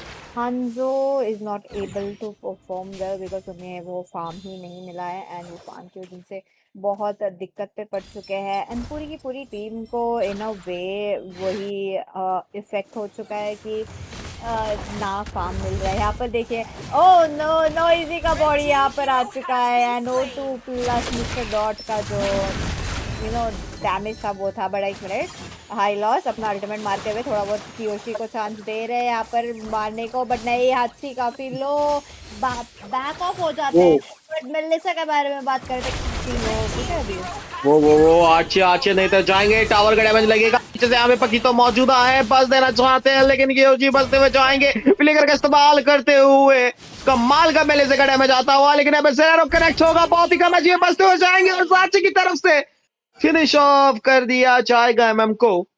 कमाल का गेम प्ले आता हुआ सलीना की तरफ से, और एक बढ़िया किल यहाँ पे लिया, तो कनेक्ट हुआ था। उसी के साथ अंदर की तरफ डैमेज आया, टेक्टोनिक चार्ज डैमेज दिया है, और भी ज्यादा डैमेज देने का प्रयास करेंगे, लेकिन जाची उनको फिनिश ऑफ कर दिया जाएगा। ग्लोरियस पाथवे करके स्लो डाउन जरूर करना चाहते हैं, मौके का फायदा उठाते हुए मिड कट रेड लेने का प्रयास करेंगे, लेकिन मिनियंस जो है वो फिनिश ऑफ हो जाएंगे, जिसके कारण हमको पीछे हटना पड़ेगा। और ये देखिए हाईलाइट जिस तरीके से यहाँ पे होती गई, आर्ची अल्टीमेट का इस्तेमाल किया, अंदर की तरफ गए, 2 बंदे पकड़े थे, उसी के साथ पीछे की तरफ हटना पड़ा, वॉल लगाया, जिसके कारण अच्छा बोलूँगा सेट बनने का प्रयास बना था, डैमेज देते हुए गए, लेकिन वहाँ पे फिर मेलिसा का डैमेज आया, पीछे हटे, रिस्पेक्ट किया उस चीज़ को। और ये देखिए कि उसी की तरफ से कमाल का वो डैमेज अंदर की तरफ जाते हुए, फकीतो वहाँ पे मौजूदा थे, बस लगाया, लेकिन अभी बचते हुए गए। मेलिसा ने फ्लिकर मारा, फिर फ्लिकर मार के वो किल की प्राप्ति करी थी। और ये देखिए सलीना का यहाँ पे डैमेज आता हुआ है, वैसे एरो करेक्ट हुआ था, उसी के साथ साथ ट्रैप वहाँ पे मौजूदा था, जो ट्रिगर हुआ वो डैमेज आया, इसी के कारण यहाँ पे डैमेज आता हुआ उनको डैमेज देना पड़ा। टेक्टोनिक चार्ज लगेगा, अंदर की तरफ जाते हुए दिखेंगे, क्योशी फिनिश ऑफ करेंगे ऋतिक को और डबल किल मिलेगा। सीतन को भी यहाँ पे फिनिश ऑफ कर दिया गया है, उसी के साथ साथ पकीतो मौजूदा रहेंगे, लेकिन शट डाउन दिया जाएगा। ट्रिपल किल क्योशी, उनकी तरफ से अभी लीड बन चुकी है और इस लीड के साथ वो फिनिश ऑफ करना चाहते हैं। 3K का फार्म डिफरेंस अब आ चुका है। और ये देखिए मिड का टरेट रहने का प्रयास करते हुए दिखेंगे, कैनन मिनियन वहां पे मौजूदा है और कोशिश करते हुए दिखेंगे, लेकिन दिक्कत हो पड़ सकते हैं। अंदर की तरफ डैमेज दिया है, मेगा किल लेते हुए जाएंगे कियोशी। हंस कोशिश कर रहे हैं किसी भी तरीके से ए मिनियन को मारते हुए बचाने के लिए, लेकिन यहाँ पे बचा पाएंगे। वॉल का इस्तेमाल किया है, थोड़ा पीछे फेंकने का प्रयास किया है उनको और थोड़ा समय लगेगा। यहाँ पे अल्टीमेट का इस्तेमाल करते हुए हंजू आएंगे, डैमेज देना चाहते हैं और अंदर की तरफ गए कियोशी की तरफ, लेकिन म्यून होते हुए जाएंगे। कियोशी उधर की साइड बचते हुए निकलेंगे, डैमेज अभी भी लगेगा। उसी के साथ साथ पीछे से डैमेज आता हुआ अनस्टॉपेबल लेते हुए जाएंगे कियोशी। डबल किल लेने का मौका, बिल्कुल डबल किल मिलेगा क्या? यहाँ पे ट्रिपल किल लेने का मौका बन सकता है, कोशिश रहने वाली है। डैमेज यहाँ पे आता हुआ दिखेगा, रोकने का प्रयास किया है फकीतो, बहुत ही कम एचपी पे ट्रिपल किल मिला है। मिनियन लेने की आशंका, लेकिन उससे पहले सीधा बेस की तरफ खत्म किया जाएगा। 2-0 से आज समाप्त होता हुआ एक लेगेसी की एंड होती हुई यहाँ पे, और वायलेंट गोल्स दिखाते हुए कि क्यों वो इस सीरीज की टॉप कंटेंडर में से एक टीम है। गॉडफादर्स जो लगातार अच्छी टीमों को तोड़ते हुए आ रहे थे, लेकिन आज खुद घुटने टेकेगी सामने वायलेंट गोल्स के। एक रियल चैलेंज आ चुका है यहाँ पर for the side of team Godfathers and यहाँ पर उनको अपनी स्ट्रैटेजी बदलना ही पड़ेगा। देखना पड़ेगा नेक्स्ट टाइम पे अगर वो टीम के साथ पेयर अप होंगे या नहीं, बट उसके पहले परफॉर्मेंस के बारे में, रिजल्ट के बारे में बात करते हैं। डॉट को MVP मिलेगा यहाँ पर। 0-0-21 क्या ही यहाँ पर उन्होंने सपोर्ट दिया अपने टीम को, प्लस हर एक टाइम पे भी थे। 25 किल्स थे but 21, that is almost more than 90%। और बहुत ही बढ़िया तरीके से इस गेम की पारी को जीता 2-0 के साथ। यहाँ पे दोनों के दोनों मैच यहाँ पे जीती गई टीम वैलेंट गोल्स, और इसी के साथ वो बेस्ट ऑफ 3 की ये सीरीज को अपने नाम लेते हुए जाएगी। इस मैच के अगला मैच आने वाला है देवी सजनों, कहीं जाने की जरूरत नहीं है, एक छोटा सा ब्रेक लेंगे, तब तक आप भी रिहाइड्रेट हो जाइए, अपने स्नैक्स वगैरह ले आइए, कोल्ड ड्रिंक्स वगैरह ले आइए। तब तक के लिए हम मिलते हैं आपको एक छोटे से ब्रेक के बाद।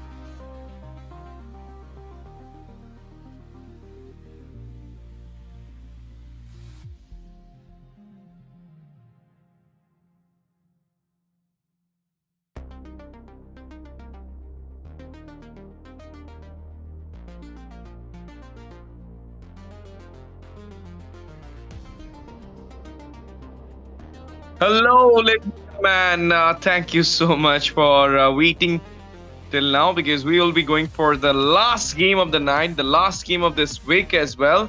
That will again meet on next week. That is on the Monday.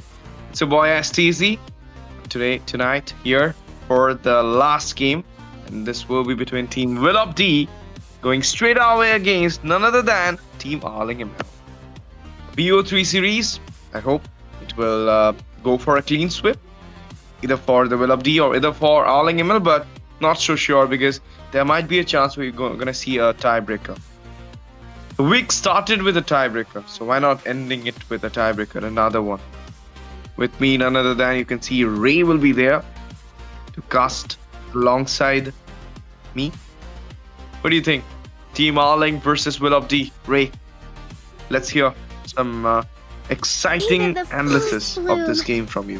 See, they have been very inactive for a while. We haven't seen them in a few weeks. So they were pretty decent. I would say they were pretty much equal to team like Morian Royals.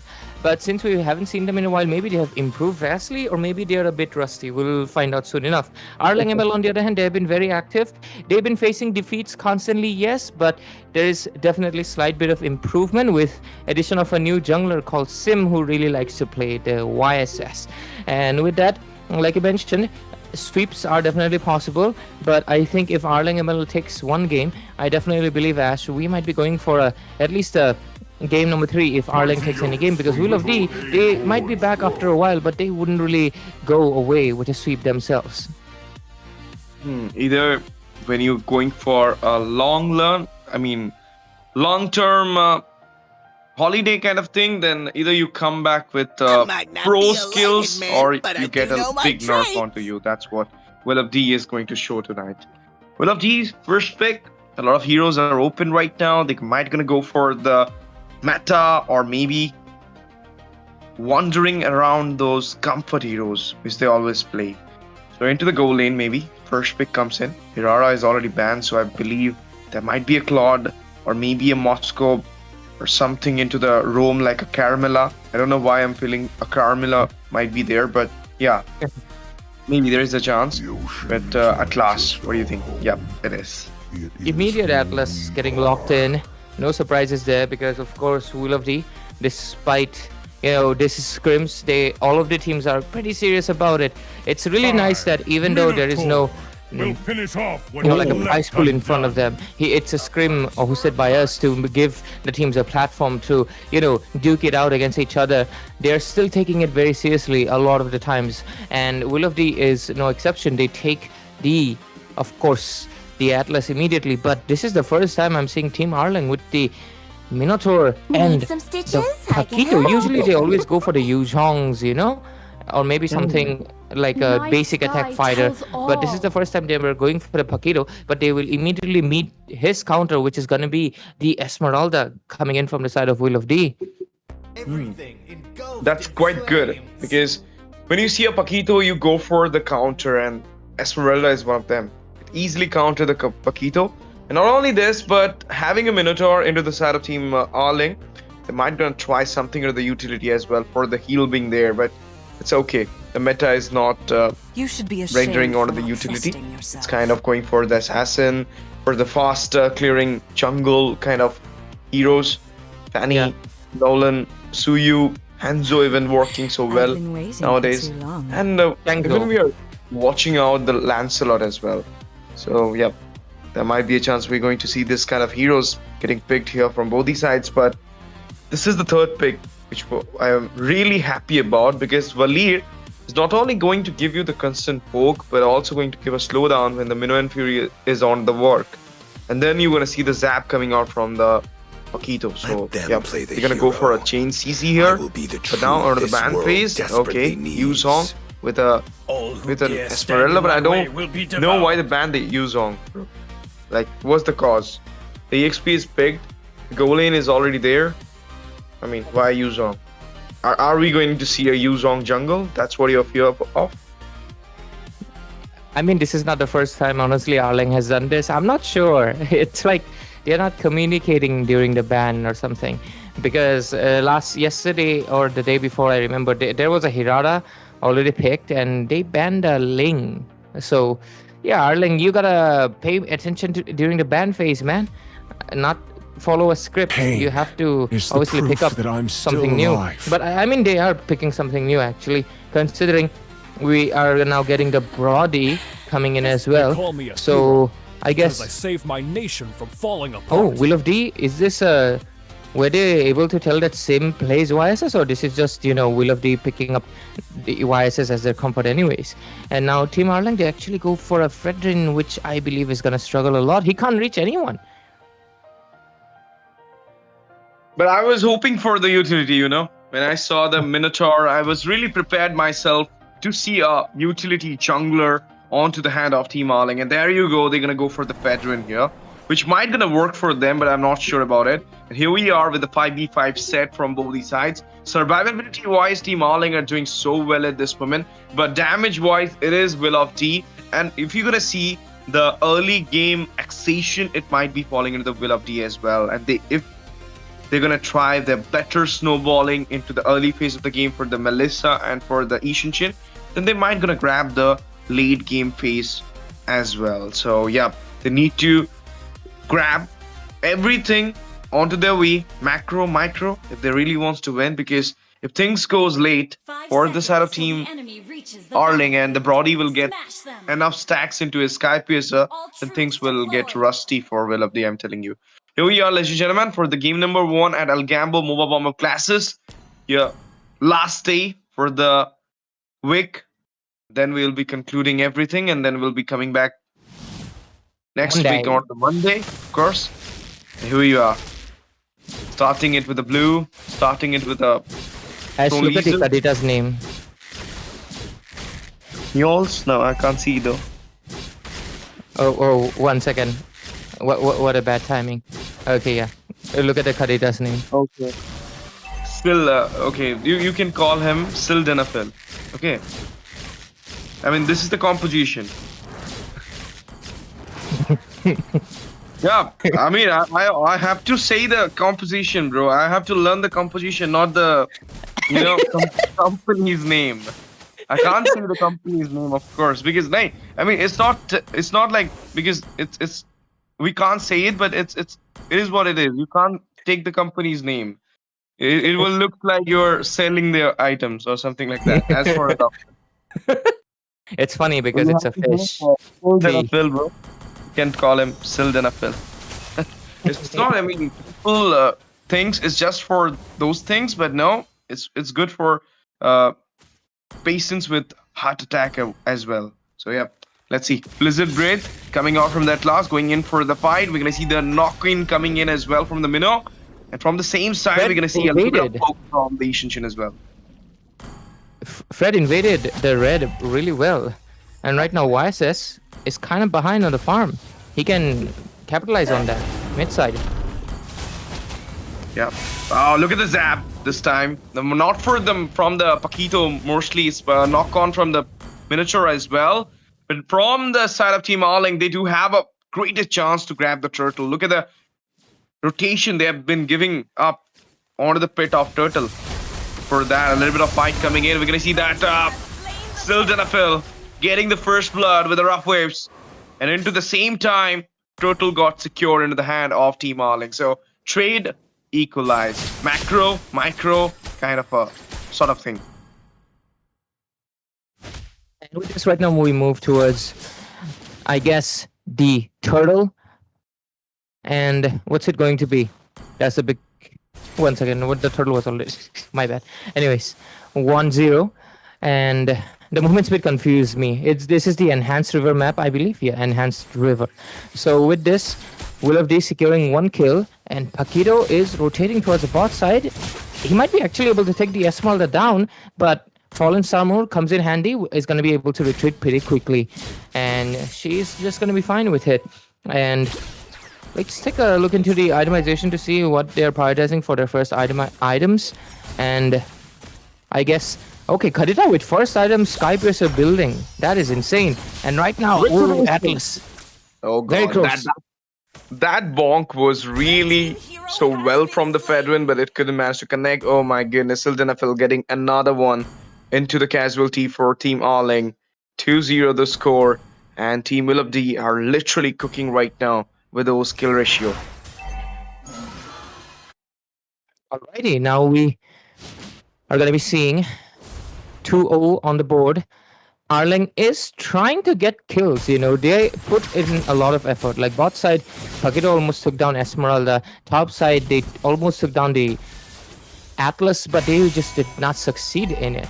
And right now, next are going to be coming in the goal side as well. And that just means one thing, that both of the goal laners can participate in it a little bit early. Or maybe even the Esmeralda and Paquito if both rotate. Oh, yeah, looks like they want to rotate. Kadita doesn't really have enough damage right now. She's prioritizing a Sky Piercer. No penetration, just kill secure. Definitely.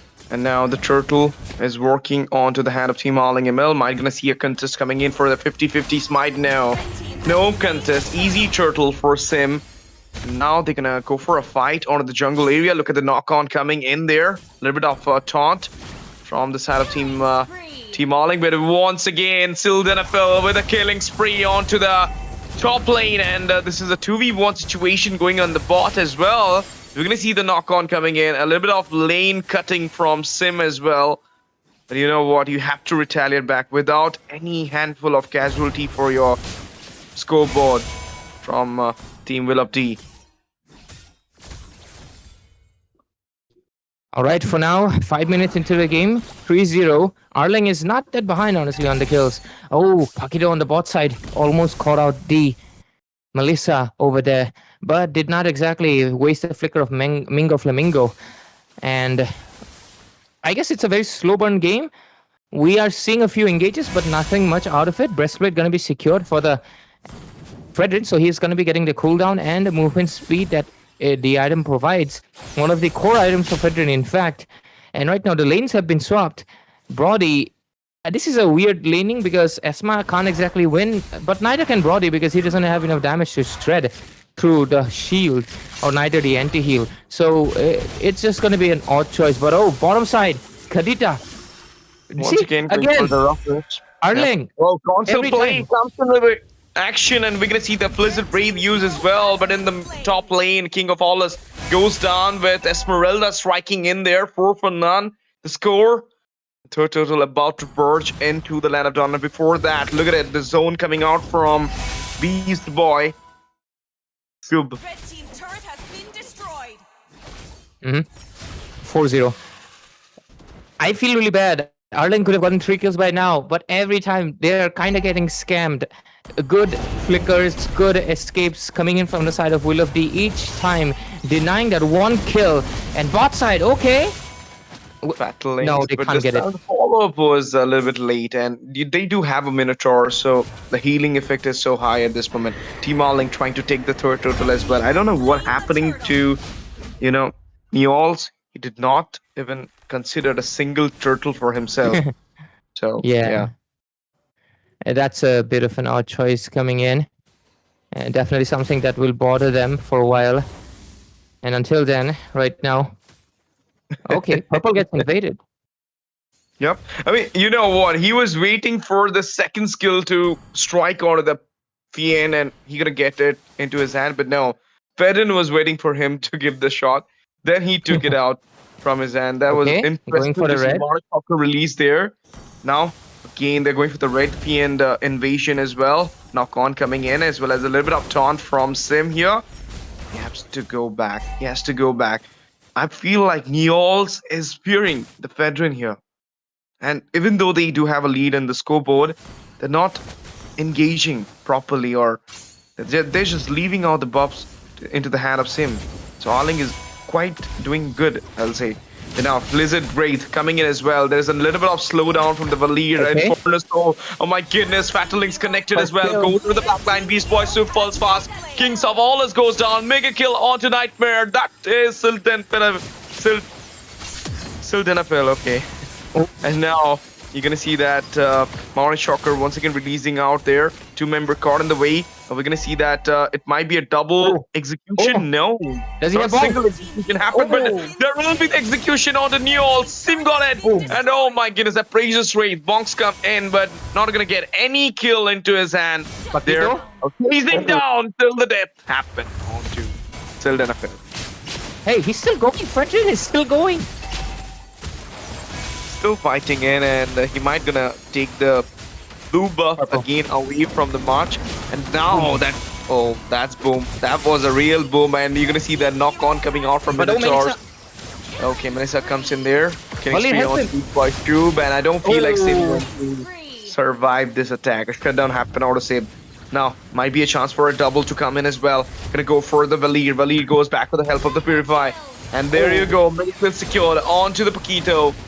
Morning Shocker released again, but this time, I feel like King of Allus is not doing a particular, work with that Brody yet. The gamble really turned back onto the side of Team Arleng ML in this game so far. That too, he went for the first item, Rose Gold, which is gonna be giving the shield to the Esmeralda. And the second thing, Nightmare did not really help the Fredrin. He could have pushed away the Melissa and Esmeralda both and saved the Fredrin. That's just unfortunate. He really tried to go for the Lord, but now he doesn't have any dashes to run away. He just caught in the midst. But Minotaur providing some backup.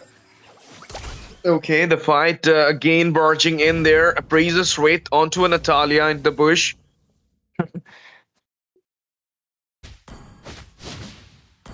Alrighty, bot lane right now gonna get pushed out. Pageto will get one structural advantage. Valir over here gets the Ice Queen wand.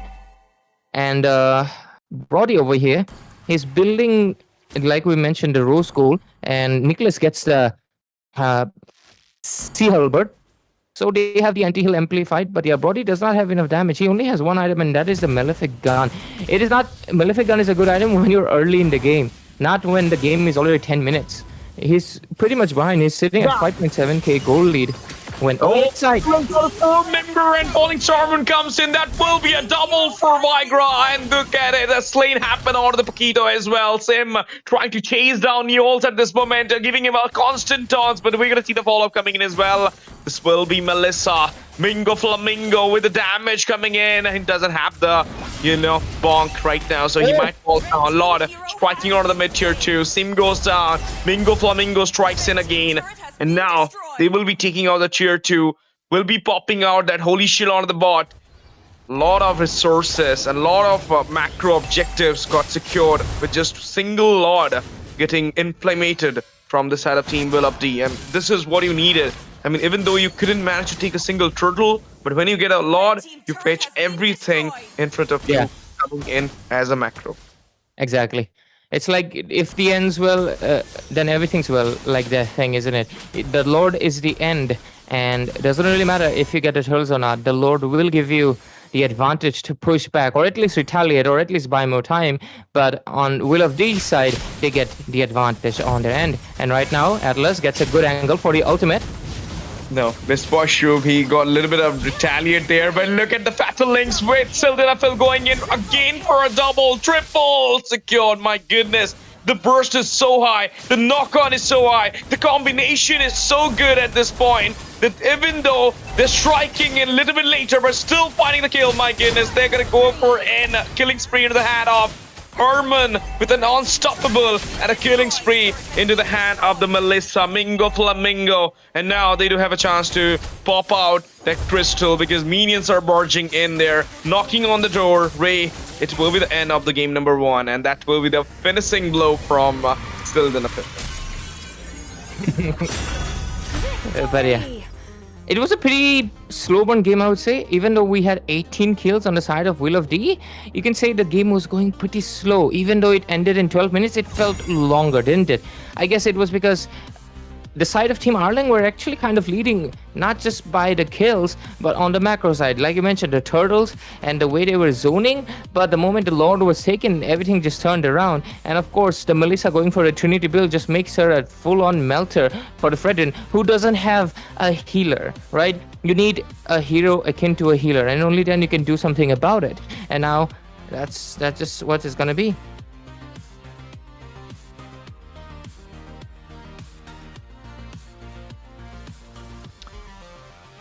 Of course. And there you go, guys. We're back into the casting desk again, and this is the thing we're talking about, that like Arleng ML, even though they are kind of preparing themselves for the tournaments, they are knowing the drop, but execution wise they're a little bit back end. So they need to properly execute their plans, and even if they are going for something like Fedrin into the jungle, they should try better mid lane and a better goal lane than a Brody and a Valir, because Valir is a thing, like it can slow it down to the team fight. You need some DPS, and the Brody thing is actually a gamble. So with a Skype user, if you don't have the stack, if you don't have enough room for the fights, then you're kind of doomed. So yeah, Kimi and I feel Kimi and Harith, or maybe Kimi and Irithel could have worked better instead of that Valir and Brody pick. And even Irithel could have countered the Melissa. So far, I know. But it's fine. They're trying in the scrim. They have reached top 8 position in the class for Starlight, so they can do anything they want. I'm going to say it. They managed to defeat team, if I'm not wrong, is Nova? Yep. I think, Ash, the main thing for Arleng is definitely that they still play on comfort heroes a lot more often rather than strategizing. It's strategizing with the draft, isn't it? It's pretty clear and obvious, and only the moment they leave that out, they can definitely improve. Brody is good, Valir is good. These two heroes are really great, but in a composition where they counter the enemies, isn't it? Brody is supposed to be played against the assassin compositions. Yes, YSS is kind of an assassin, but guess what? He has immunity. You are better off playing him where your team can give you the angle to take care of the YSS if you want to. The second thing is obviously the Valir is good against frontliners who you can push back and pressure as much as possible. But in this game, there is a hero called Esmeralda who can run away from the constant Valir's poke. And then obviously the Atlas, giving him away is also a gamble, isn't it? He's such a broken hero right now. And not going for a Purify against an Atlas is really a big blunder, I'll say, from the setup team Arleng ML. As for the spell selection they did, but it's fine. It's just a game number 1. As you mentioned about, there might be a chance that Arleng ML gonna fetch 1 win, and we might gonna see a 3rd game decider into the series. And there you go, guys, about to come into the draft again, and I believe this time Arleng ML going to show something, extra career, extra wagons, or better than the last game, better than the last draft. They might gonna try something assassin into the jungle, and I have seen Lancelot into the hand of Arleng ML, so maybe a Lancelot play is about to come in. Lancelot from the side of Arleng? Has Sim played Lancelot before? I've only seen him on YSS actually, and not on any other heroes. This was the first time actually he played the Fredrin too. So yeah, I was a bit surprised. On to the other side, there also one thing at Arleng is that they constantly change their roles. They constantly change their, like Dorimi sometimes plays a mid lane, sometimes she's the XP, sometimes she's the gold. It's very confusing, I believe. I mean, it is great that they're versatile and they're trying new things, but in a competitive zone, guess what? Sticking to one single role is what you need, honestly. So yeah, that is something that they need to keep in mind out on. Yeah, and apart from the Lancelot Ray, I think what else they can go for into the jungle, the Julian can be an option. We have been seeing Noisy spamming the Julian. Yeah, Noisy loves Julian. Yep. Tonight, they did not have the great run though against Valiant Ghouls. While they did manage to give a clean sweep against team Ace Invokers.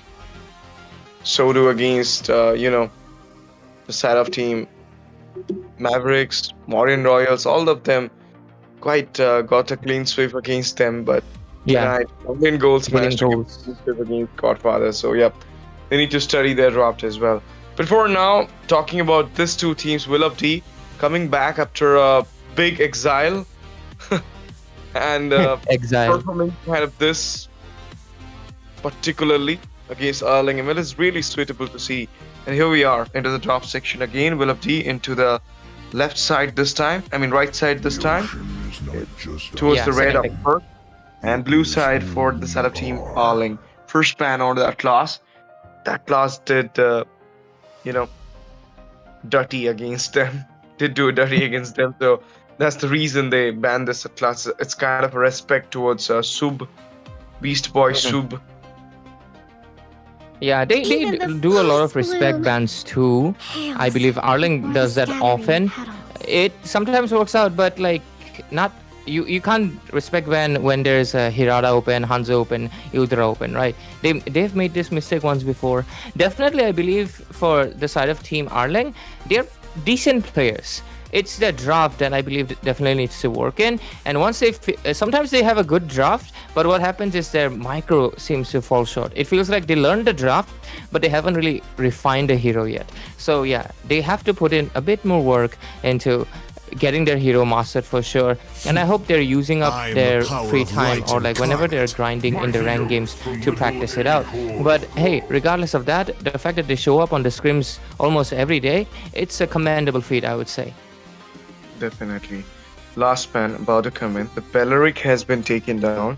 So now they are waiting for another roam ban. Maybe the Marcel, maybe the, something into the goal lane like the Moscow or maybe Claude. Into the jungle even. The Suyu can get banned from the setup team Arleng. But I strongly believe that might be a Marcel into the ban section. Oh no, it's an Eudora. Okay. They want to try something into the jungle, maybe assassin. That's why they're banning the Eudora. Or it's just a meta thing, like they don't want a Eudora to get played by BO3 and the Marshal in the end, guys. 4 tanks with 1 assassin and 1 mid laner. This is quite familiar, like the last game, first phase of banning. Now the first pick about to come in, and the Atlas is the one which was get taken by BO3, will not be available for Team Arleng because they banned it in this game. So what else they can go for as a first pick here? Valentina, not a good hero though, but I'm still looking forward this thing, Ray. When Team BO3 went for the first pick at last, Arleng ML did have a chance to go for the Valentina because it was open at that point. Yeah, that's the thing. They play comfort. All who dare stand in my way will be devoured. First pick, Hanzo. Okay, that's quite good though. But you know what? Now a lot of counters are open for the Hanzo. Melissa can be an option for BO3 here. They're gonna go for the Nolan jungle with a barrage into the EXP. Okay, that's quite good for the setup team BO3. They totally ignore the goal lane, mid lane, and the roam. Just captured the EXP and the jungle so that there will not any chance to give in to the setup team Arleng to go for the barrage. Maybe they're gonna snatch it out something else into the EXP. So now the barrage is here. Okay, Tigreal and the carry. I mean, after all these things, you went for the carry when the Brody is open, the Clint is open. I guess they really want to melt the Bharat sash. They could have taken something, Masha edit kind of thing into the EXP if they really want to smash the Bharat. Technically, yeah. You can even go for the Xbox actually. Yeah, he doesn't really counter him until the mid game, but yeah, you don't exactly want to obviously try to fight a Bharat that much in the early game. He'll most likely run away because Bharat's in the early game, he can't really exactly maintain his stacks, especially into the XP lane. So that figures out. All right, now with the next phase starting in, BO3, what is going to be the choice of banning? Since both of the sides don't have mid laners, okay, they're just going to ban the Valentina. I guess they don't want the Akai's heavy spin to be taken away.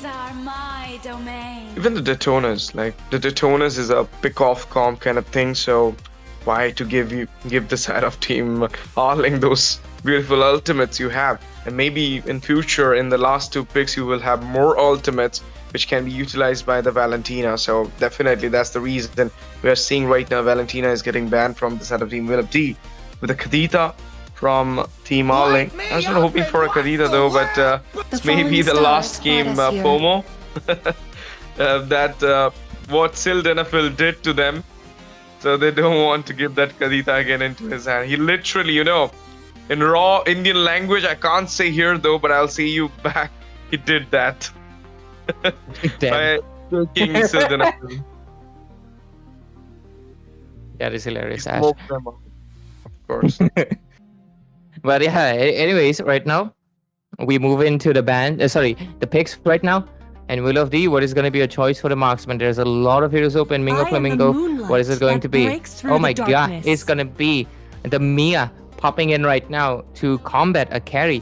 Yeah, Mia will win her lane because yeah, that's a carry. And okay, we are getting Lilia for the first time from the side of Arleng. And whoa, even a Benedetta, goddamn. Wow, Will of D with a Gushan draft ending. We have a very spicy draft on both sides, Ash.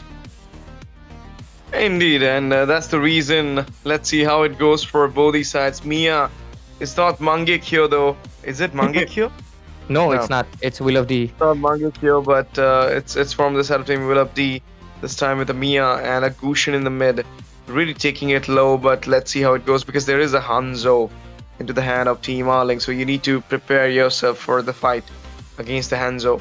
But you know, the Hanzo is kind of a situational hero more than a proper meta kind of hero, because when you are going for the semi-tank build or semi-damage build, whatever you are cooking in, you're kind of Tangzo, you can say that.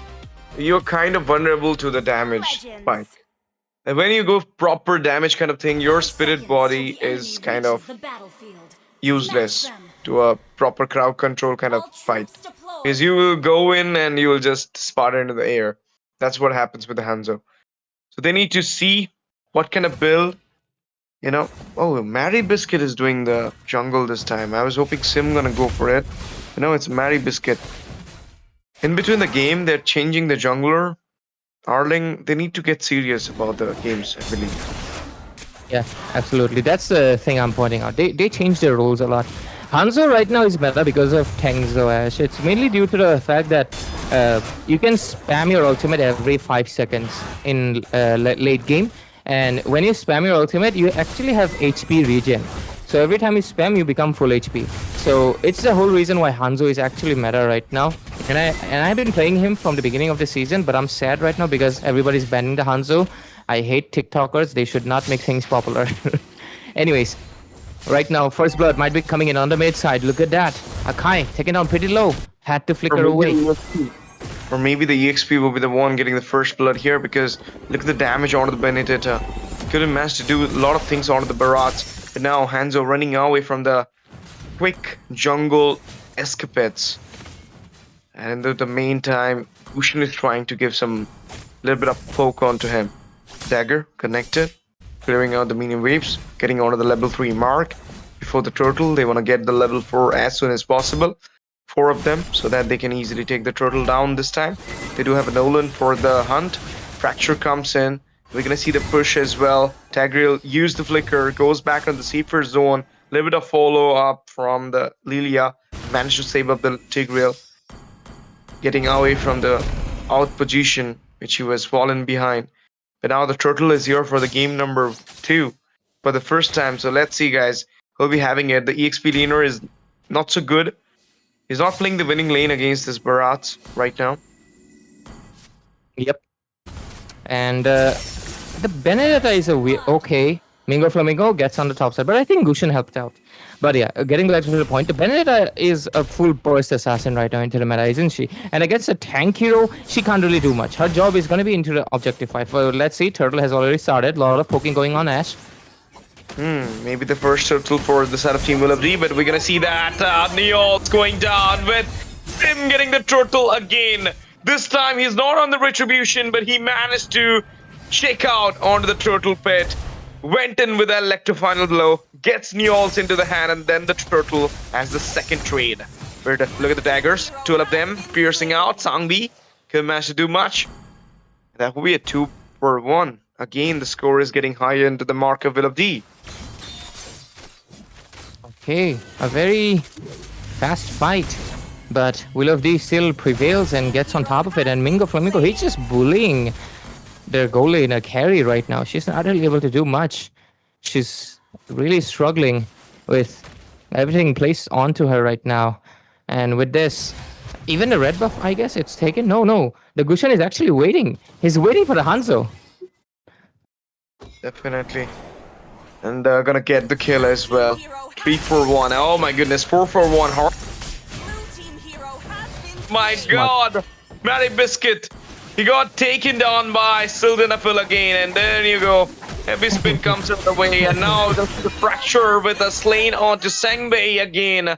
6-4-1. Suddenly, the trades are coming in and in again and again for the side of Team Will of D.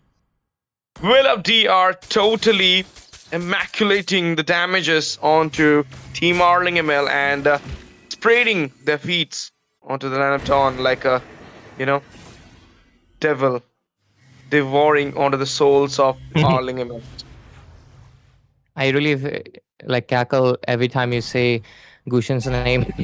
But anyways, 1-6, the score is Will of D with a pretty much dominant side. Turtle gonna be coming in, the second one into the game, of course, towards the goal lane. And they have even swapped out the lanes. Okay. Carrie, funny enough, should right now enjoy the fact that she's playing against the Bharats, but considering she doesn't have the damage, she's been taken down 2 times already, she can't exactly win the lane either. She's 6 level and Harman is 7. Unintentional 6-7 mention.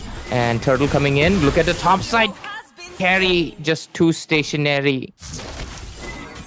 The tone is used right now. Gonna go back into the C4 side. We're gonna see the diversion getting used by the Nolan, getting back into the track, safer track. And okay, flicker baited as well from Herman. Behind. They're not going for the turtle though, but look at the sneaky work of Mingo Flamingo onto the bot side. Grab the structure. A structural advantage for Will of D right now. This is what I'm talking about. Not just micro, but they looking after the macro as well at the same moment. Getting the structure and getting a free farm for a free Mia in a game like this is really not a good chance for Arleng ML to get a win and to take the match forward for a third game decider. Turtle getting contested. Okay. So who gets it? Okay, none of the junglers get it. First time it was Sim, an EXP laner, and again this time it is another EXP laner, Harman, getting it. He got a kill as well, chasing down for a double. Beast Boy Shub gonna get the final blow into his hand. Sim goes down, so do Mary Biscuit, and now the tier 1 in the mid is about to crash in as well. That will be the lane expansion coming out from it. Oh, fracture, flicker. Doom was about to cut into the way, Sangwei, but finds his way back. Doesn't have the black shoes as well, but what just happened on to Carrie, King of Allus. Last time with the Brody, this time with the Carrie. Carrie's playing the Petrify? Huh? What?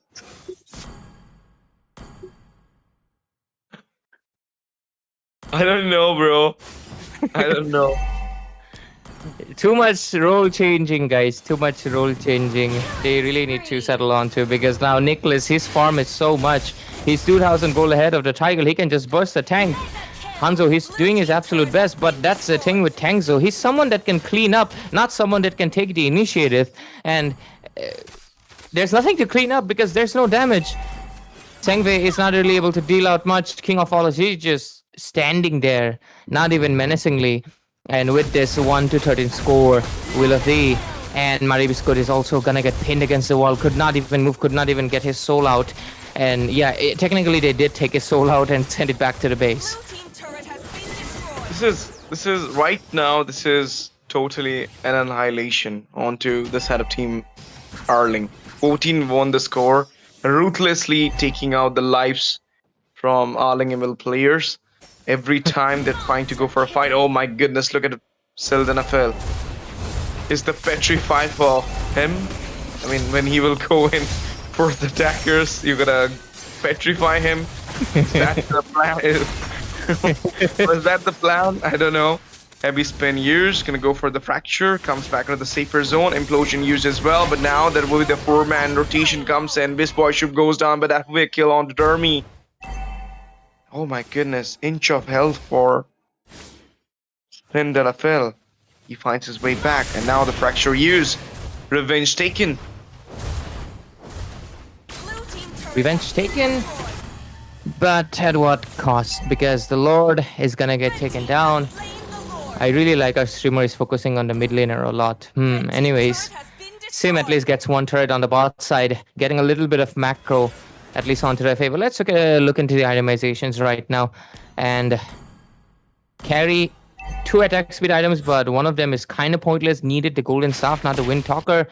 And Lilia, her build is pretty much okay, but yeah, goal difference. Hanzo is the highest one with 4. No, Bendita is the highest one with 4.7, while the rest of the members. But doesn't matter. The burst too much. This is the level gap. This is the damage gap. This is the items gap. You're right now looking at the map. The way they are moving forward, not even giving a little shit to anything, because they know if they will go, then they're gonna find the kill. So they're just moving forward. It's like हमने कोई रोकने वाला जन्म ही नहीं हुआ है, bro. Now they look at it. Might gonna go for the structure 1. Hanzo is coming in for what? For what you are coming in? You're gonna come in, you're gonna go back. Electro final blow use. Cannon minion coming in the way. Holy shield popped out, and this is a hefty amount of minions. Look at it. But King of all is trying to clear out the minions, but look at it. Just a touch. He just touched the carry, and she was gone. Picasso is getting, drawn by this time. but yeah, 19-2 score right now. Wheel of D, they're just waiting for the inevitable end, but since there is, of course, the base turrets, they are not really able to end it. Sim, I believe he's trying to clear out the minions before they reach the turrets. I guess that's his plan, right? Or is he just trying to run away? No. Oh, yeah, he's definitely trying to clear out the minions. Yep, he wants to clear the minions before they reach the turrets, so they can't push. That's his game plan. But it's a very risky game plan. Carry gets taken down. Oh. He couldn't manage to, he couldn't manage to zone the Gushin out there, but now the kill happened on the same. Vigra falls down as well. It's just shut down onto him. Finally. Not with the Kagura, but with the Gushin. Got the shutdown. Damage spike is so high for Mingo Flamingo as well. Just imagine a single fight when Mingo Flamingo comes in. He's gonna dispart you into the air, Sangbei. Oh, turret damage. To survive, and now that will be a double for Mingo Flamingo. You're gonna go for the mid-tier 1, coming in for a triple. The Tunis use as well. Look at it. There, grabbing onto the march. Lecto final blow, missed it out there. Gonna get a kill onto Beast Boy Shub. All the minion waves getting cleared. Tier 1 on the mid, Tier 1 on the top. Nexus exposed from both these ways.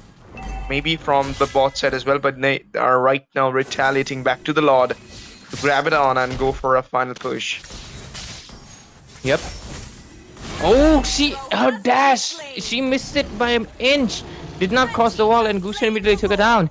And now look at Holy Crystal coming in as well. There's just no way they can defend this Lord right now because they only have one base turret coming in. Let's take a look into the itemization one last time because this might be the end right here. Hanzo finally does get his 3 core items, but that's the issue is that his team needs to dish out most of the damage, but the carry does not have the damage, and she's getting taken down every time. 9 deaths and 1 assist. That's a 10 KDA. Just 10 deaths.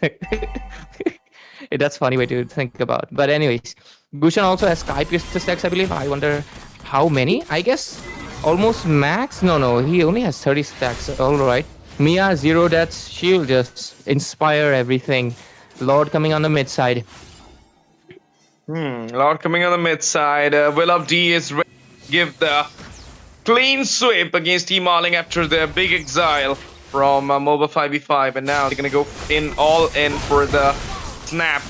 Unstoppable for Mingo Flamingo. Legendary into the hand of 2-man down. Lane happen on the Beast Boy Shub. But now look at the daggers connecting. Vigra goes in there. Double for Mingo Flamingo. And this might be the end, but the minion waves are not so high right now for them. Okay, another wave's coming from the mid. Mingo Flamingo locking down the base. Slain happen on the Sangbei. That will be the end, guys, for the week, for the day. And we have the winner, ladies and gentlemen. Team Will of T taking away a clean sweep against Team Arleng. Pretty fast clean sweep, and definitely for sure. this was, I believe, the side of team Arleng ML. Report. No, I'll say, streamer, please report King of Olives. For the PewDiePie. It reminds me of, Malsam. I mean, that guy, he reports when anyone gets a choco. Yeah, not a lot of people will get the joke, unfortunately. Our GOAT, right? Well, yeah, jokes aside, I think this time around it was pretty clear. Not King of Olives. The side of Team Arleng ML, it's pretty clear that whenever Mari Biscuit comes in, he does give them a better draft. Yeah, the draft was much better this time, isn't it? They have Hanzo, which is very good, does not really die that easily, pretty tanky, can annoy constantly in the late game. Kerry, who can take out the Akai and the Barats. Lilia for the zoning. Benedetta to take care of the Mia, and Tigel for the setup. It's a really good lineup. It is good, considering the opponent's hero fighting. But it's pretty clear the fact that Mari Biscuit, he's usually a mid laner, he switched to jungle. Not a bad performance, but guess what? Sim is the jungler, now he's playing the Benedetta. Sengve is the EXP laner, he's playing the mid lane. King of Olives is the EXP laner, now he's playing the gold lane. It's pretty clear when he's switching the roles so haphazardly, they take time, and we might not even know if he plays their carry, because his spell was wrong, his build was wrong. So definitely Team Arleng ML, if you guys are listening, I hope off here, of course, I definitely think once Mari Biscuit comes in, the draft improves, because he's the one doing the drafting, because he was in Almost Pros and they were a really good team. But now, of course, that team is left out and Mari Biscuit is left alone for now, looking for still new squads. So meanwhile, he's helping his sister team, Team Arleng ML. So what I'll definitely suggest is they definitely need more practice rather than, just getting into a draft. It is true, they can't play the comfort draft always. They can't play the Valir and Mia every day and expect to win, but at the same time, they can't immediately play a pro draft and expect it to work. Draft isn't the everything. It's 3 elements, micro, macro, and draft. If you have this trinity, not the corrosion side demon hunter sword, not the holy crystal and divine glaive, not those trinity. This trinity, you can definitely improve a lot more. Arleng has improved on the micro side, I would say, on their comfort heroes, but on the macro, on the draft, they still need to put it work on. But that's about it for this game. And so with it, ladies and gentlemen, the week comes to an end, but I guess I'll let Ash do the ending. That's fine, you can do it. I'm having some... Okay, no issues. Yeah. So, ladies and gentlemen, the week comes to an end, of course. The week for the scrims, but of course, we have the weekend, the Saturday and the Sunday. So make sure you, of course, refresh yourself out. Maybe go out, maybe eat something, or maybe just stay at home and watch a movie or anime, whatever you do, right? But make sure you tune with us again on Monday. We'll be right back with the weekly scrims, the MOBA Warmup Clash. We are always going to be coming back at 6 p.m., the 6 o'clock on the time every day in the weekdays. So make sure you tune in on Algambo Esports. This is powered by Kridox. We'll see you on Monday. Good night, ladies and gentlemen. Take care, and Ash, you can say your line. Good night. Sabak here, guys. Yeah.